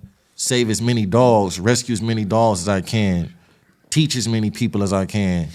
When it comes to our podcast, Strangest Fruit, it provides Strangest Fruit. You guys got that up and running already? We have the YouTube page. Okay. You go to Instagram, Her Studio. Check it out, y'all. You're gonna see on there. And it's we came with the concept of two dudes that are polar opposites. You got white essay. I love that idea, bro. That's kind of what we got going on. Right, here. Exactly. You know what I'm saying? Right. Check it out. Yeah, because I was like, he ain't been in jail, but he been laced up by the jail dudes, and he can speak, but at the same time, he got that intellect side of him that's like, you know. Exactly. That my philosophy with that is I can't have two ex-cons. We can't just too many chiefs, not enough Indians. We all need to. It has to be a good middle ground, bro. I don't want to make this shit about, because again, I have a bachelor's. We're all study. I've been out the fire, and that's so I want to make sure that people understand that we're dissecting shit here. And it's the learning process. You know, remember step 5: take a fearless and moral inventory. Gang life, the life of whatever it is, done repetitiously, created with the impulse drive. Then you go into, you know, get that prey drive of, you know, I'm a hunter and all that type of stuff, along with just being around those negative aspects. Like this is addiction, a severe addiction. Yeah. And, you know, that's step 5, a fearless and moral inventory. We're just going over what we've done, where we've been, where we want to be, and how we're going to get there. You know, we're not exploiting the gang life. That's what I said when me and Brian came up with the creation of the podcast. We're not finna be exploiting gang life. We don't want to. We got these dudes out here. You know, and I'm gonna be real. You know, they social media thugs and all that. It's okay. Be that. I don't want to be that. Right. You know, I don't want to be exploiting that lifestyle. I'm just telling my story, and hopefully my story, my brother's story, and everybody else's story can have them I'm gonna stay away from that. Because at the end of the day, every single dude, I'm talking about the biggest big dog you can ever think of, and I done heard it out their mouth, is when I talk to them on the phone, yes, I still talk to them dudes inside because they need some hope. Right. You know what I'm saying? I want to go in there and talk to them. And when I talk to them, they like, man, if I knew today what I knew years ago, I'd have never entered this life. That's the coldest, like, you know, if I knew today, you know what I'm saying? And so that's the podcast aspect. The dog training aspect. just launched my own business after, a year and a half of being out. Like you went to college for your bachelor. I went and studied under Colleen and all these master trainers to be, in my highest thing to become a master trainer. And I launched my stuff, K9 Revamped on Instagram. We do the whole thing, behavioral work. We want to service all communities, especially like, Compton, Watts, South Central LA, where they don't have an understanding of what behavioral work is. You know what I'm saying? No, that little chihuahua was barking out that door, dog, like crazy. Nobody can walk by. You definitely need some dog training. And then you got us. We have a different way of looking at training. We have an instinct of the animal that we had to adapt and hone in on being in jail. We were viewed as animals. We lived in a cage like animals, and we were treated as animals. So at some point, you are considered an animal, and you feel like an animal. So, I took that, and Colleen laced me one day. She sat down and said, just transfer that energy that you had over there into this dog training stuff. And I went from there. The kids, my man over there is talking about, we got to get you over there. Man, whatever y'all want me to do with these kids, I'm going to do it, period. That's my passion right there. You gotta. And you're already going to the camps, right? I go to Camp Kilpatrick with Positive Change, Marley's Mutts. I go in there. We take the dogs in. We teach the kids trades, and we're setting them up for success. It's even the staff now that they have in the juvenile halls, like it's different. And I apply pressure. I apply pressure because I know that pressure gonna be there. I don't one of my kids right now. I can't say his name because we got to protect the confidentiality of the youth. First day in class, he come in, I don't like dogs. Ain't nothing but something with 4 legs, pants sagging. He got his house shoes on and all that. I said, talk to me. He's sitting down. He started talking. I said, no, talk to me and stand up. He stands up. He started talking to me. I said, talk to me and look at me. He stands up, talk to me, start looking at him. Take your hands out your pants. We started all over. All right, now pull your pants up. This is what a man does when he approaches somebody and talks to him. Walk up to me. Start over. Then we do it again. Now walk up to me and shake my hand. Start over. Now walk up to me and shake my hand with firmness and do everything else to add that up to the recipe of how a man is supposed to greet another man. Simple lessons in respect. Then we get to the dog. They don't do their homework? Nah, you don't get the dog. We go work out. I bust them down. We doing Navy SEALs. Don't mess up the count. We gonna start over. The stuff that I learned in there. Pay attention, understand, and respect that, we're here and we're as one. And you see the unity. We do the same thing here. Put y'all together, Black and Hispanic, what I'm saying? I love that White, idea. Hispanic. I know, man. That's break down those barriers, man. And we teach. We had the ARC come in there the other day. The Credible Messengers were in there. About 20 of them. Shout out to Oscar and Jacob. Deep, huh? And they were sitting there, and I told the kids, and I put them on the spot, like, teach the class. Each week, each kid or young man has to lead the class to create leadership qualities. Leadership skills, that's fucking amazing. And then I use what I learned from preparing for the parole board to teach them of how to deal with answering questions at the same time that are being thrown at you like they do with the parole board process. So I had the ARC guys, hey, teach the class. Everybody wants to know something about dogs. Ask them questions. Then they're like, well, all right, they'll shut down. I don't have a support group. I look back at the 20 men. Who supports these young men? We not using that excuse no more. We give you all the tools, ammunition, everything to be prepared for life. Let's make a difference, period. You know what I'm saying? And that's what it is. It's the dogs, it's the brothers, it's the unity, and it's we in a new day and age, you know what I'm saying?